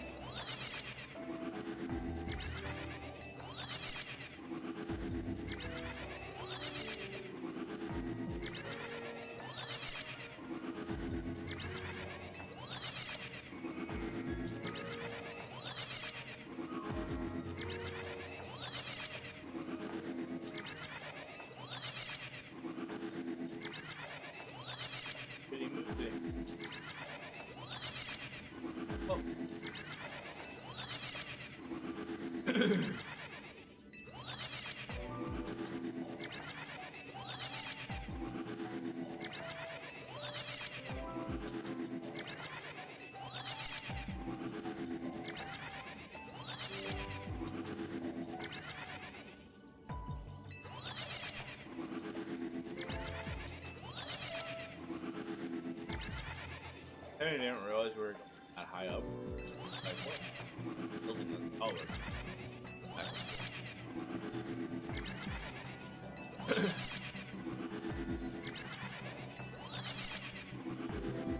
It's the easy method. But it be so.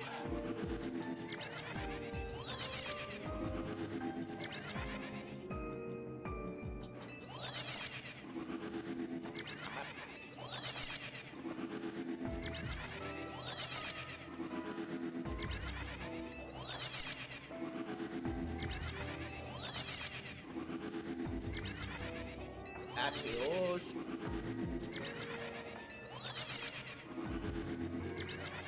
Also,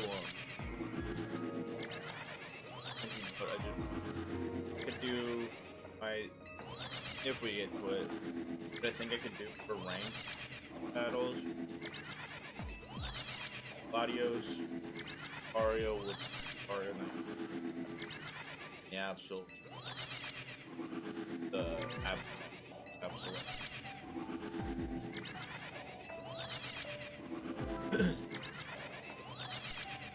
That Mega Absol actually.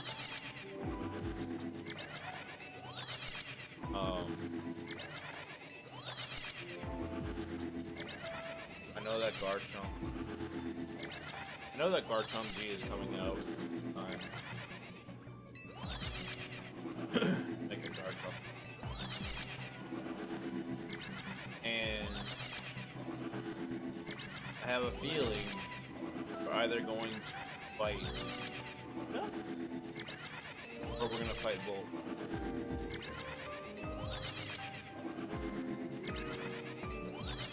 Just because, based on the information gathered in the museum,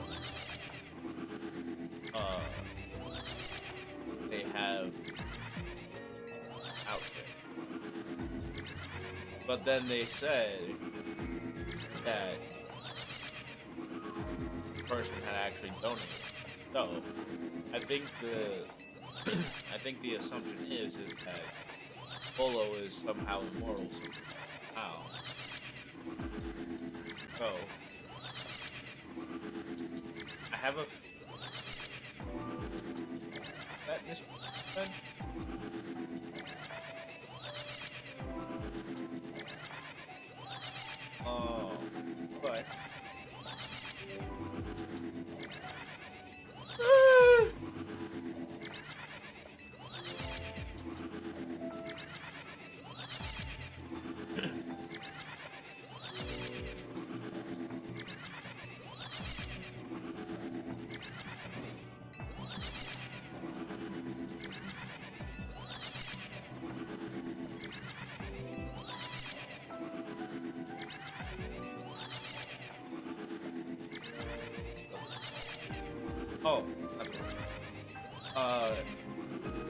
but I do.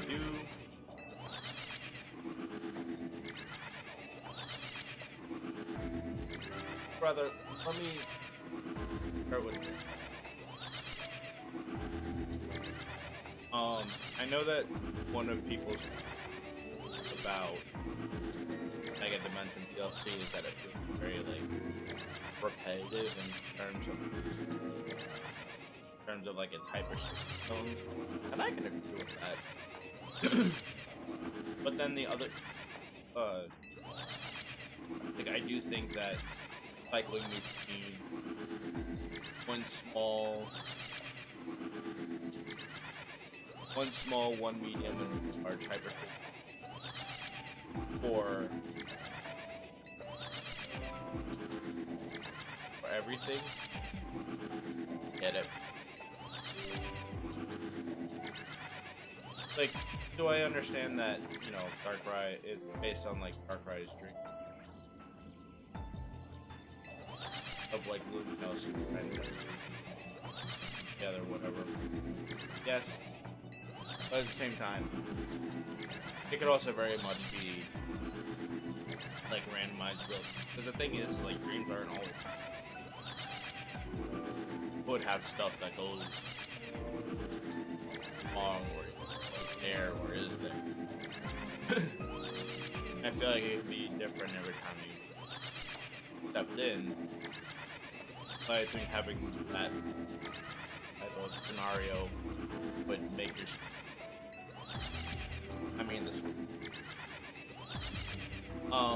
I do get it. It's something that I was just kind of okay, we only have these villains, these few areas, okay. It gets a little, it does feel a little, so I get the frustration. But then people are like, oh, you know, I'm doing task for whatever else. And I think that honestly, like, getting the research points for the hyperspace, it never really. It didn't really bother me until I started actively thinking about it. Like, once I started getting to, like, the 75,000, the 100,000, all those, then yeah, like, it started, that's when it started to, like, kind of get to. But for the most part, like, I would just basically turn my brain off, kind of go into whatever.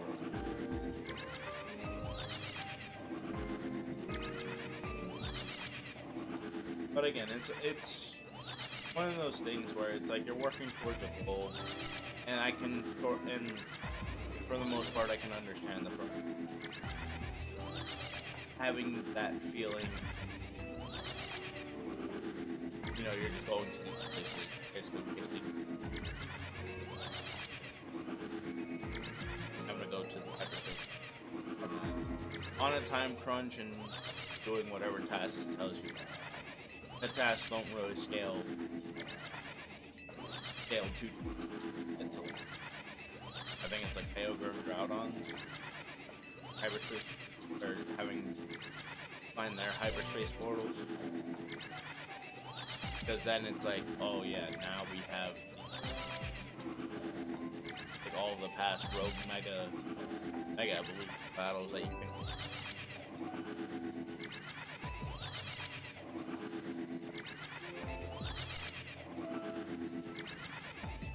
So I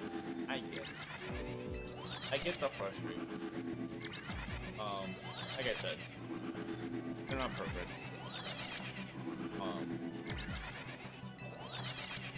I just think it just really depends on how people.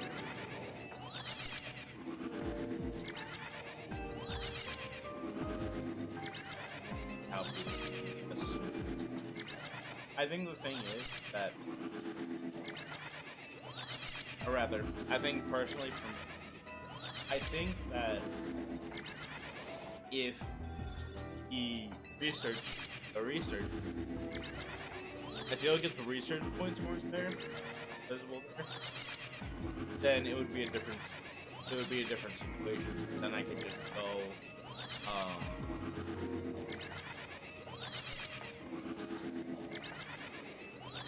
I could just go basically brain empty and just keep doing this. But it's like, it's the fact that it just didn't. Oh, hey, you're at 0 points out of 25,000. That's where it's like, okay, I can kind of understand. Oh my god.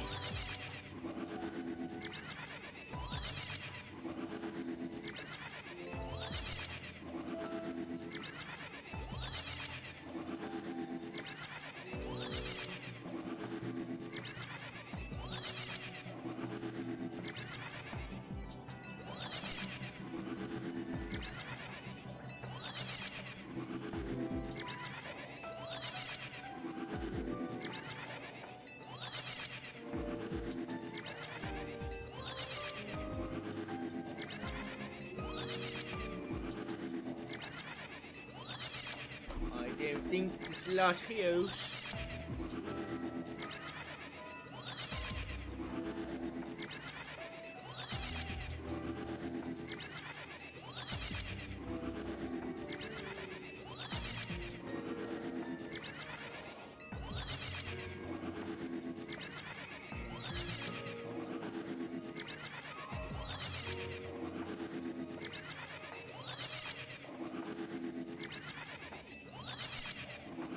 Depending on whether or not I do the reset now.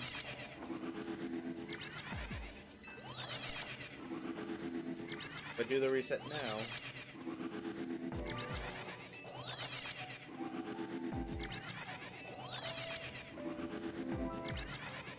you know, I could do.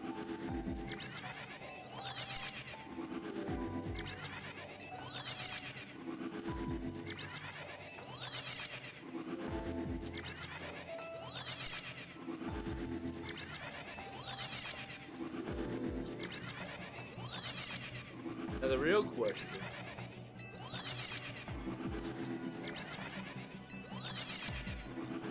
Hyperspace Loom.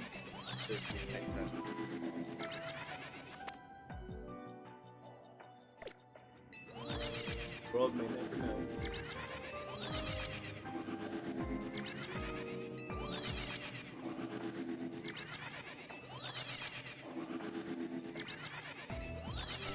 Wondering the effectiveness, or if it's entirely based on how regular.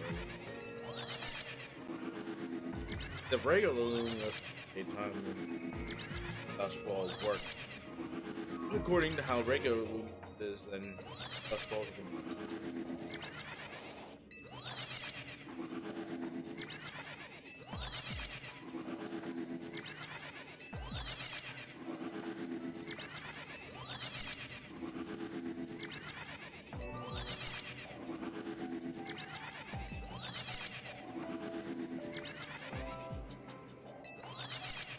Ay, ay, ay, ay, ay. Boy. Woo.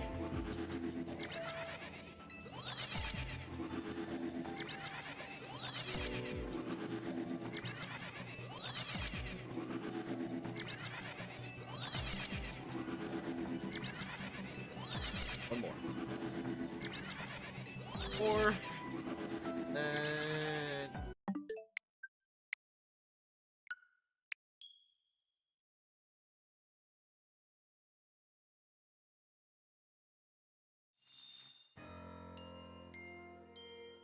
And every time I keep seeing Pokemon, I'm just like,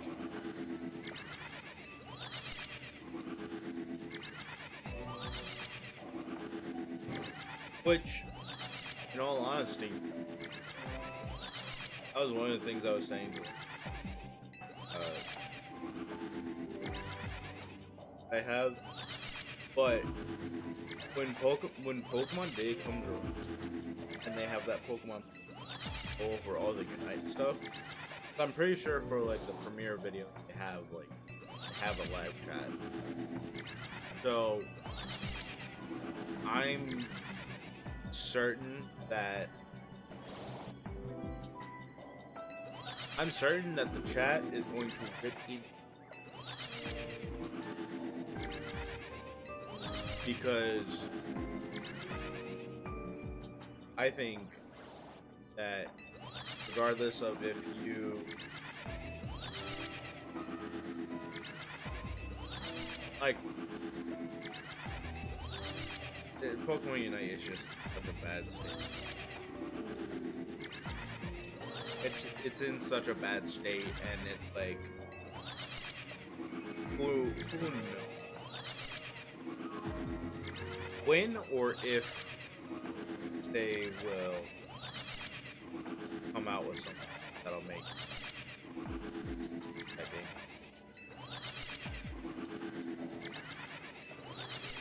I think I'm gonna say it now. I don't think Pokemon Unite's gonna make it into next year.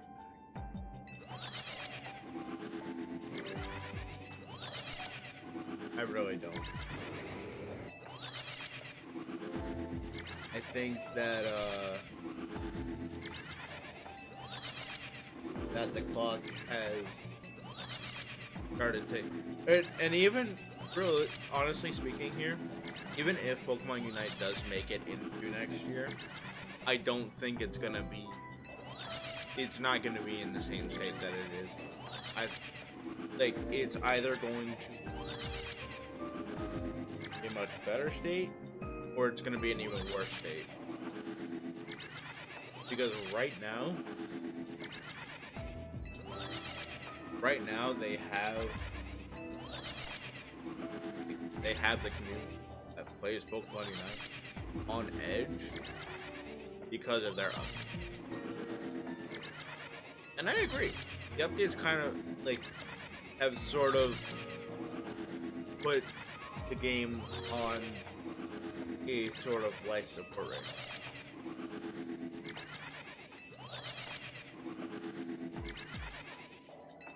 Because like the thing is that they introduced a thing called licensed journeys. I think I talked about this the last time, but they introduced a thing called licensed journeys, and that was to replace the IOS coin they had, which was the original currency that you could purchase new Unite licenses in a 2-week period for just being able to purchase them with the gems had passed.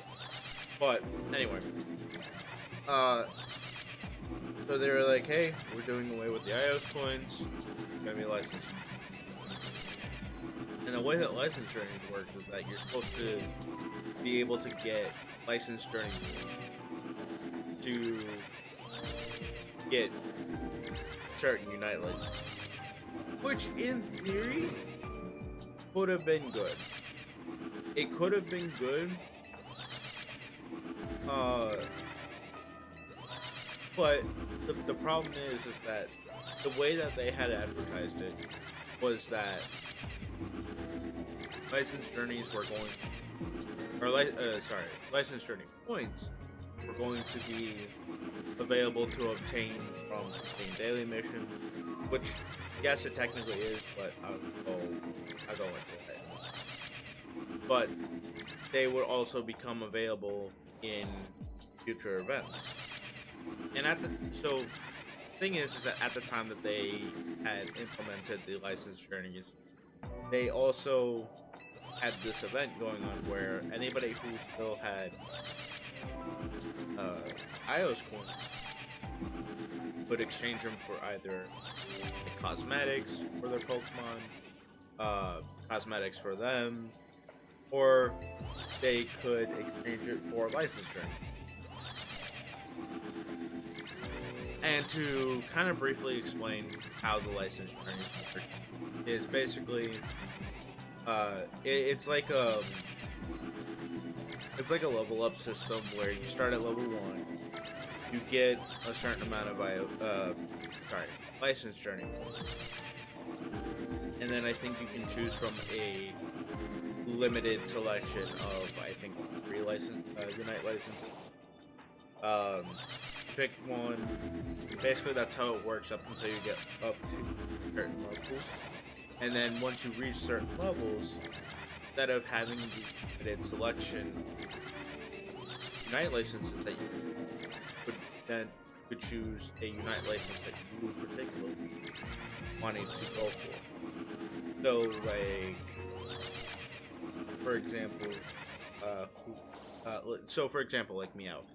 If you didn't have Meowth and you wanted to get Meowth, you could do the license journey Meowth. The problem is that right now, the only way to somewhat get license journey points is through the battle pass. Especially now that they've completely done away with the IOS and that exchange event. Like now it's just realistically through the battle pass. So the problem is that they don't have any events up right now. They only have license journey. It's really able to be created through the battle pass. And then, like I was saying before, the other way is by doing daily missions. So basically, you can get a total of, I think,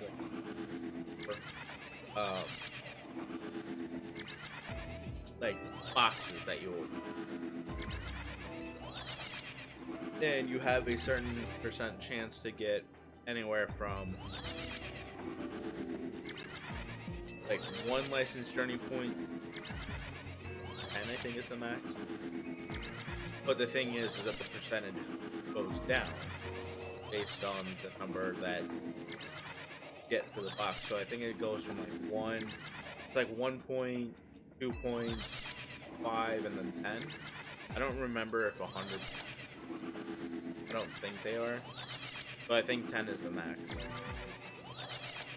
But On top of that, there's also the chance to get other stuff like item enhancers, iOS tickets, and I think there's other stuff there too. But the thing that I didn't know is that you have the potential to get like just regular license journey points towards anything, or you could get license journey points towards specific Unite license. And so the thing is that for a lot of people who have been playing for a while, that doesn't mean anything. And if you do get license journey points for Unite license you already have, you get tickets. And the problem is that before Pokemon Unite had this sort of balance to it. I won't say it was perfect, but there was at least somewhat of a balance. Because the way that it worked, that you had either iOS gems, basically like the paid currency, you had iOS tickets, and you had iOS coins, which both of those you got from events from the prize machine they have. And then for iOS coins specifically, you could get them by participating in matches, be it regular matches or ranked matches. And the thing is that it helped to balance out what you could earn to. So, like, for example, in the held item section of the shop, you could purchase like new held items with either I believe it was either iOS coins, iOS tickets, and I think gems, but I don't remember if gems. But there was options. Now you can only purchase things either with gems or with the iOS tickets. The problem is that now iOS tickets are the only thing that are like that's the only like non-paid for currency. And even then, well,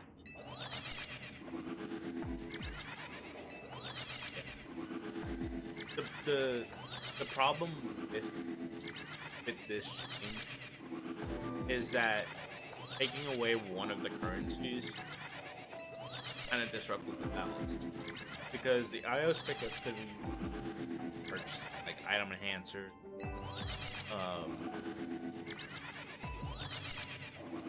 which are used to upgrade the held item, and then there's some other so item enhancers, held items, but now that the iOS coins are gone, now you have to use iOS tickets for basically everything. Like, you have to. Like, there's no ands, ifs, or buts. And then also, they're also used for upgrading Pokemon emblems now, which really was upgraded by using iOS. But to kind of keep the rambling or shorted, like they just implemented the update. They haven't really done anything as far as like giving the license or any through events or anything like that just yet, and they've kind of just put this game on ice. So if the game is still around by the time next year rolls around, and they haven't done much to address issues with the game now, aside from, you know, fixing whatever patches, whatever like, gameplay might be wrong, then you're gonna see a significant drop in. player count.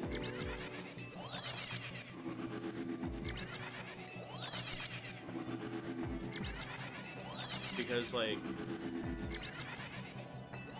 the problem is that you are going to the free to like whatever free to play player base there was before, I feel like is gone. So now all you really have are the whales, or the people who have been around for a long time, have everything level, have all the held items level 30 or 40 if they wanted it, because now level 50 is max. You have enough Unite licenses where this doesn't really affect you much. But even then, it's like when there's no player base, there's no new competition. So all it really is getting used. Hey, I see this user here. Like I can study how they go about playing, or I can study their style, and I can kind of work with that. Like it's a slower. I think it's a slower way of being able to adapt, and eventually it just gets to a point where the gameplay becomes stale because you see X user here, and X user there, and it's like I already know how you guys play, and same thing vice versa. Like there's no new faces that get thrown into like real competition. They get stuff. It eventually kind of faltered off.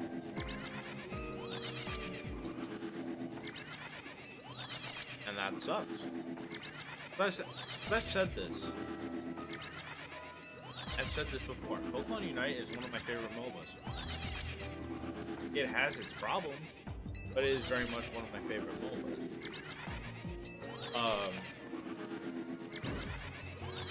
Because I played League, played Wild Rift. I like Wild Rift more because at least the pacing of Wild Rift regularly could have matches that could last anywhere from 10 minutes up to what I've seen sometimes in the past is like an hour. And I'm just like, no.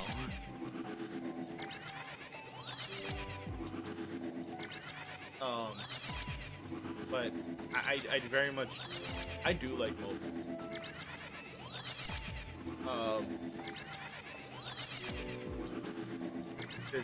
The only other mode, like I played League, I played Unite, and then I played the Dragon Ball version of Unite, which is Dragon Ball Gekishin Squadra, which that's a fucking mouthful, okay? But like Gekishin just feels like a flashier version of Unite.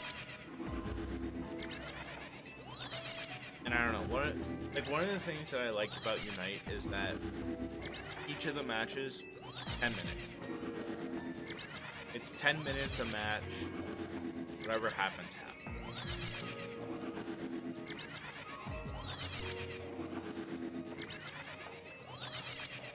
Whereas like Gekishin, like usually matches have like a 50-50 chance to swing one way or another. Has like the better team composition and has characters. I think Gekishin's problem right now is that they have some characters who are who need to be nerfed or balanced out or whatever the case, and you haven't.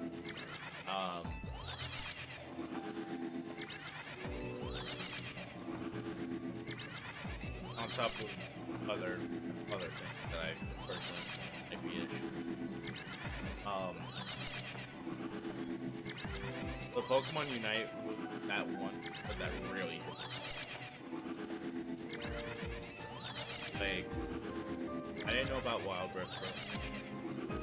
So realistically, like PC League was the last MOBA that I had touched before.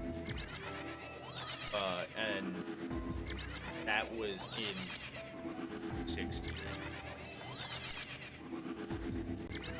So it had been about 3 years or so before I came, or like 5 years.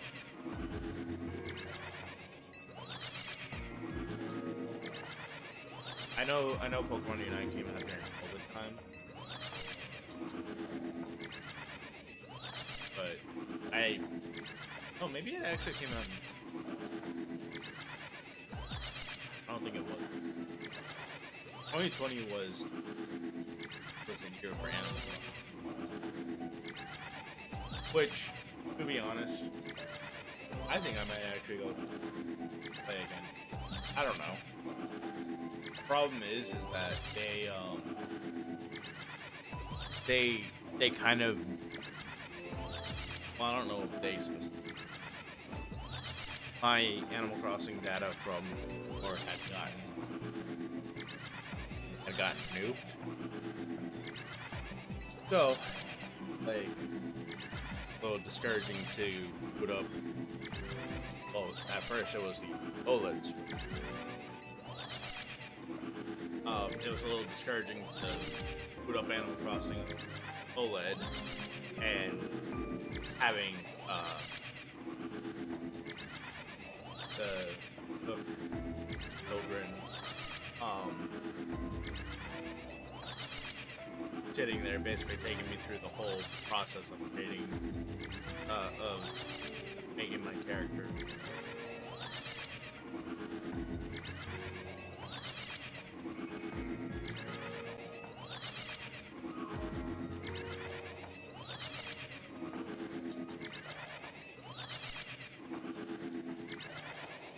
But I might go back through it.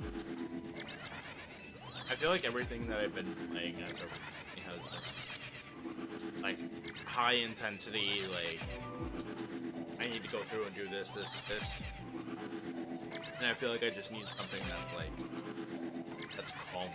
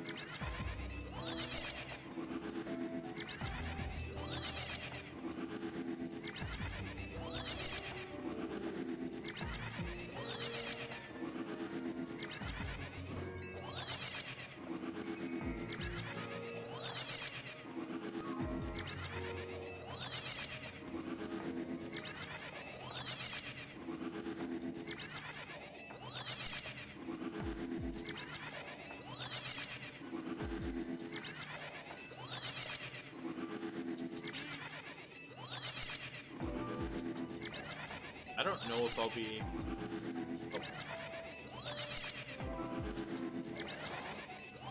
Really do ranked after this. Like, that is taking a lot of energy out of me, right? Between this and tapping up the thing. I don't know. Maybe I just don't have too much patience playing right now. And also, I do want to have a look. I have to go. Where I have to go. I have a little time to play. Sit there and relax.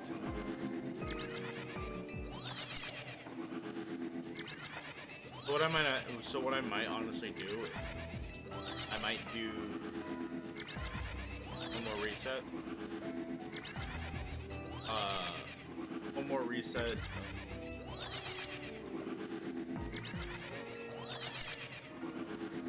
try and see if we can get something.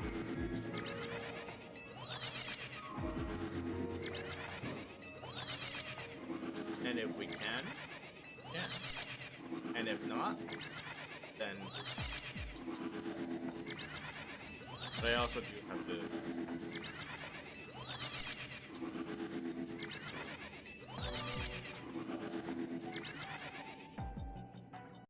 Let me go ahead and just set that. I'll be right back.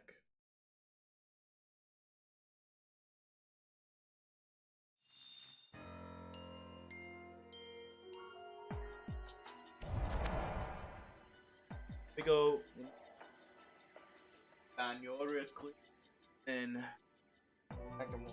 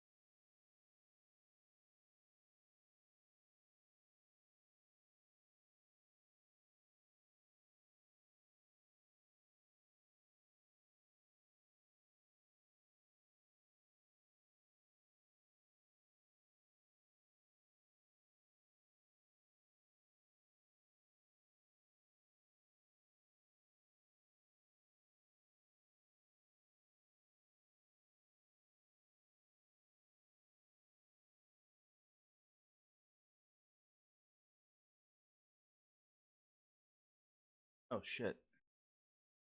I didn't realize that this thing just disconnected.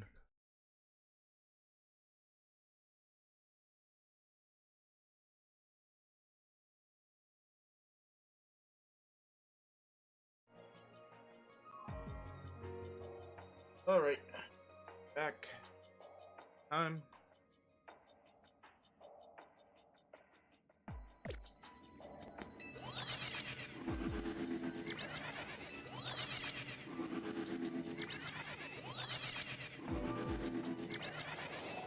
Latios, you know you want to.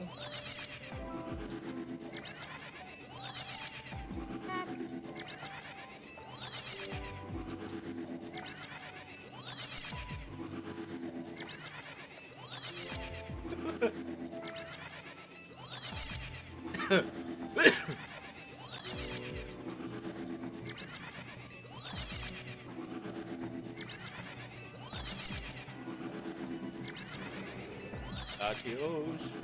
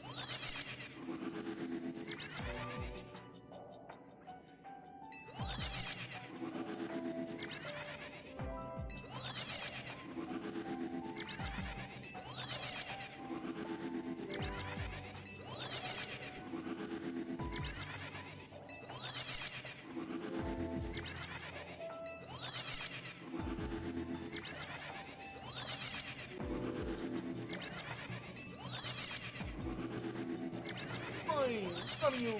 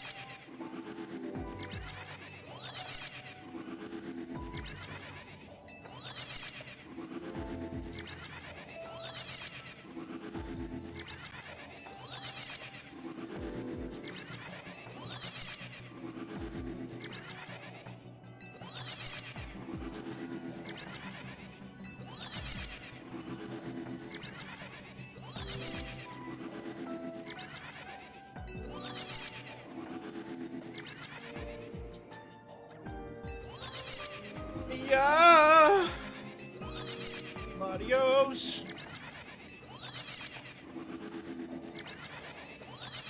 Come on, adios.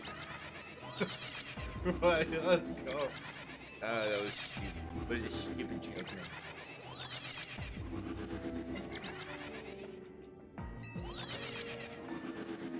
Adios. You know. I know.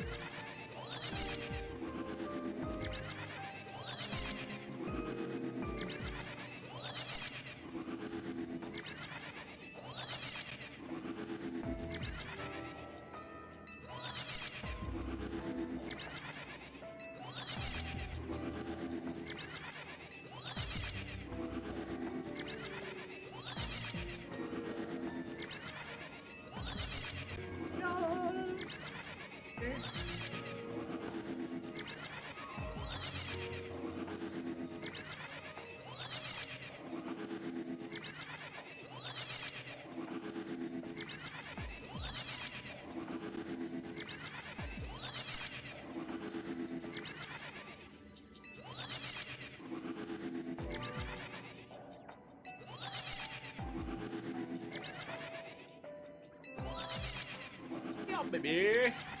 Let's see what we got.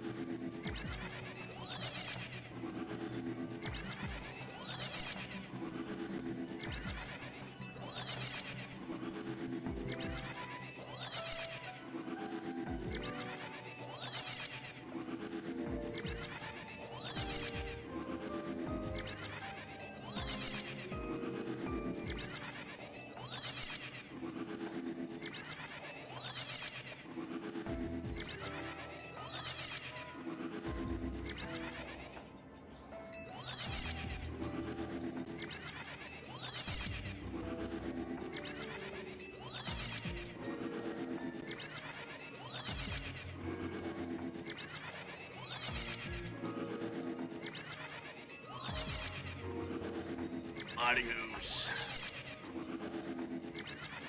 These.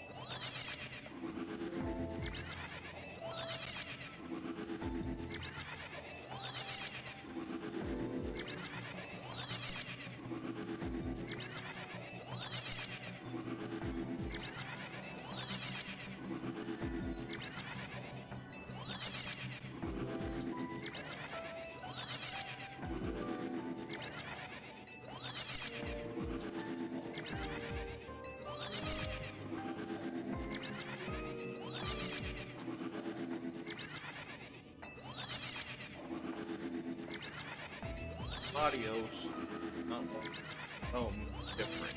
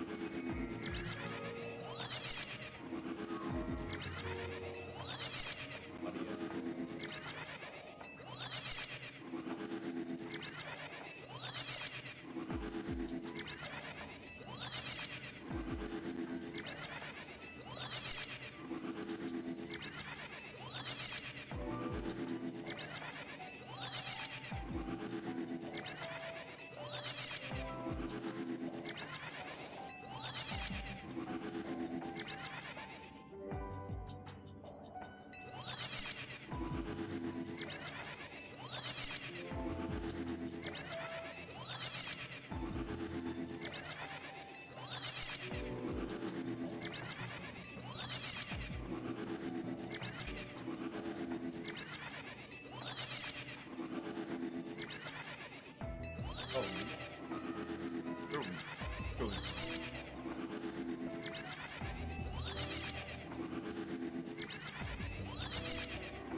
You know, I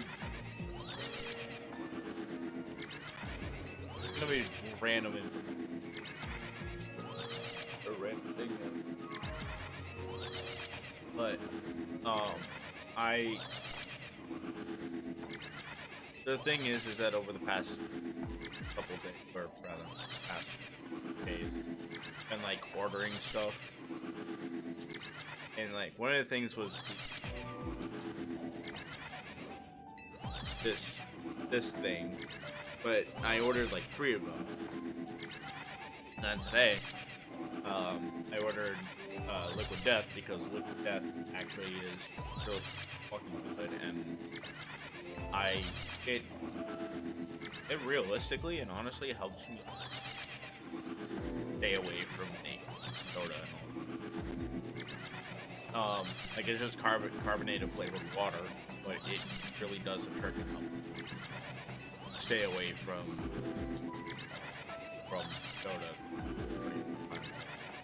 But anyway, so there's an app that I have that like keeps track of cross anywhere. I think as long as it recommends the best that I have, it's like, hey.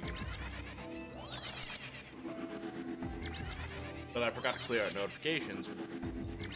Food came. So I saw the notification that my order for the death had been, but then right underneath that it said package had been delivered. I got confused for a moment. I was like,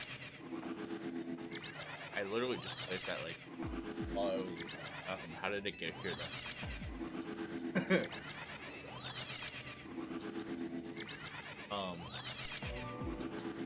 It is like, I don't know. Liquid Death is so good. Like the thing is that for me, I mentioned it. I've been on this health journey a little bit now, and like realistically, hardest everything is controlling what you eat. Cause like for me specifically, like I don't eat much. There are times where I will go out of my way and like work on whatever it may be, but like for the most part, I'm not eating. Like I eat enough to help me be satisfied, but that's it. The real killer for me before was like drinks, because like I would have a whole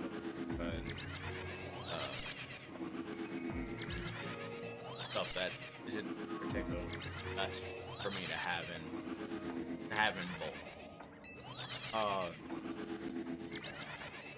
So like it took me a little bit, because at first I tried to do like just zero sugar, right? Mountain Dew, whatever. Not Mountain Dew. Coke, whatever the kid name. And that was fine for a little bit, but then I got my event. What I did first was I switched to just straight up like seltzer. So like any sort of like flavored seltzer water, like that's what I was drinking, and that helped for a little bit. But like the thing was that it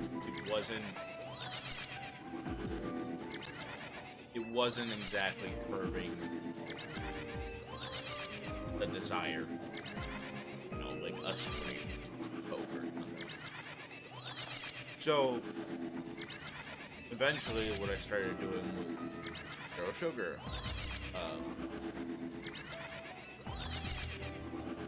Like zero sugar Sprite, Coke, whatever. And like that helped a little bit more. And then like Liquid IV, I started getting that a little more, and that helped. But truthfully, like what's really been helping a little bit more is death. Like Liquid Death, it basically like there's a little bit of sugar, but it's not. I think it's only 4 grams. I think the most is like 5. I could be wrong on that, but it's not high in sugar.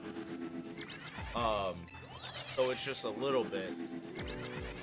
But the thing is like it's been sort of helping me to stay away from Coke, Sprite, all that stuff a lot more. And I don't know, like I will live and die by Liquid Death, honestly. Like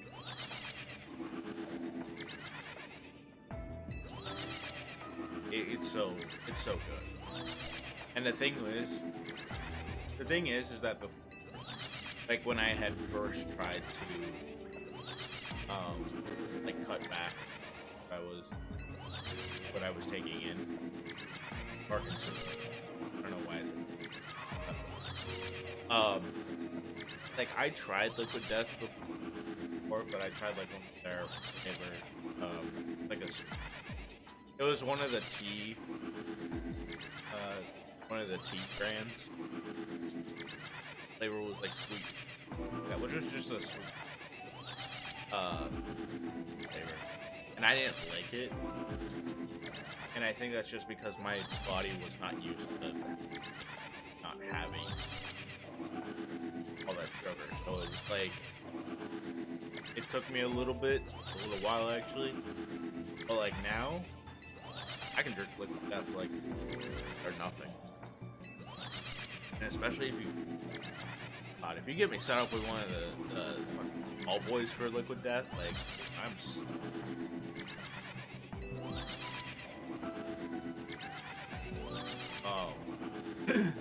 I mean, like, on top of just, like, consuming less things that are bad for me, like, I also just been trying to use whatever spare time to do for, like, activities. Maybe not sports like Die Hard typically, but like I guess just getting into activities. Like I started rock climbing last year. I mean before that I was doing a lot of bowling. And I think honestly the combination of the two is helping a little bit because like I haven't exactly dropped down in weight like I wanted to, and I think that's just because of the fact that I've gained muscle in the process. But like at least for the most part, my body is starting to like sort of slim out or shape up in a way that I'm very much liking. And it's like, it's just one of those things where it's like I'm happy with the progress that I've made so far, and I'm excited to see how much push it. Like the thing is like right now, I haven't been climbing in a while. For a minute. I wanted to go recently this week, but the thing is, or sorry, last week. But my problem is that I have problems with my ankle, and this is one of those times where it's like it's kicking in real bad. Like if I sit and it rests. It's not really too big of an issue. But like if I'm moving around on it too much, then that's when it starts to bother me. And I think it's just because of weather. Rather, it started because I had two shifts at work where I was standing like on end without really much rest. So that was kind of like, that kind of contributed to it a little bit. But I think the weather also is not much to help out.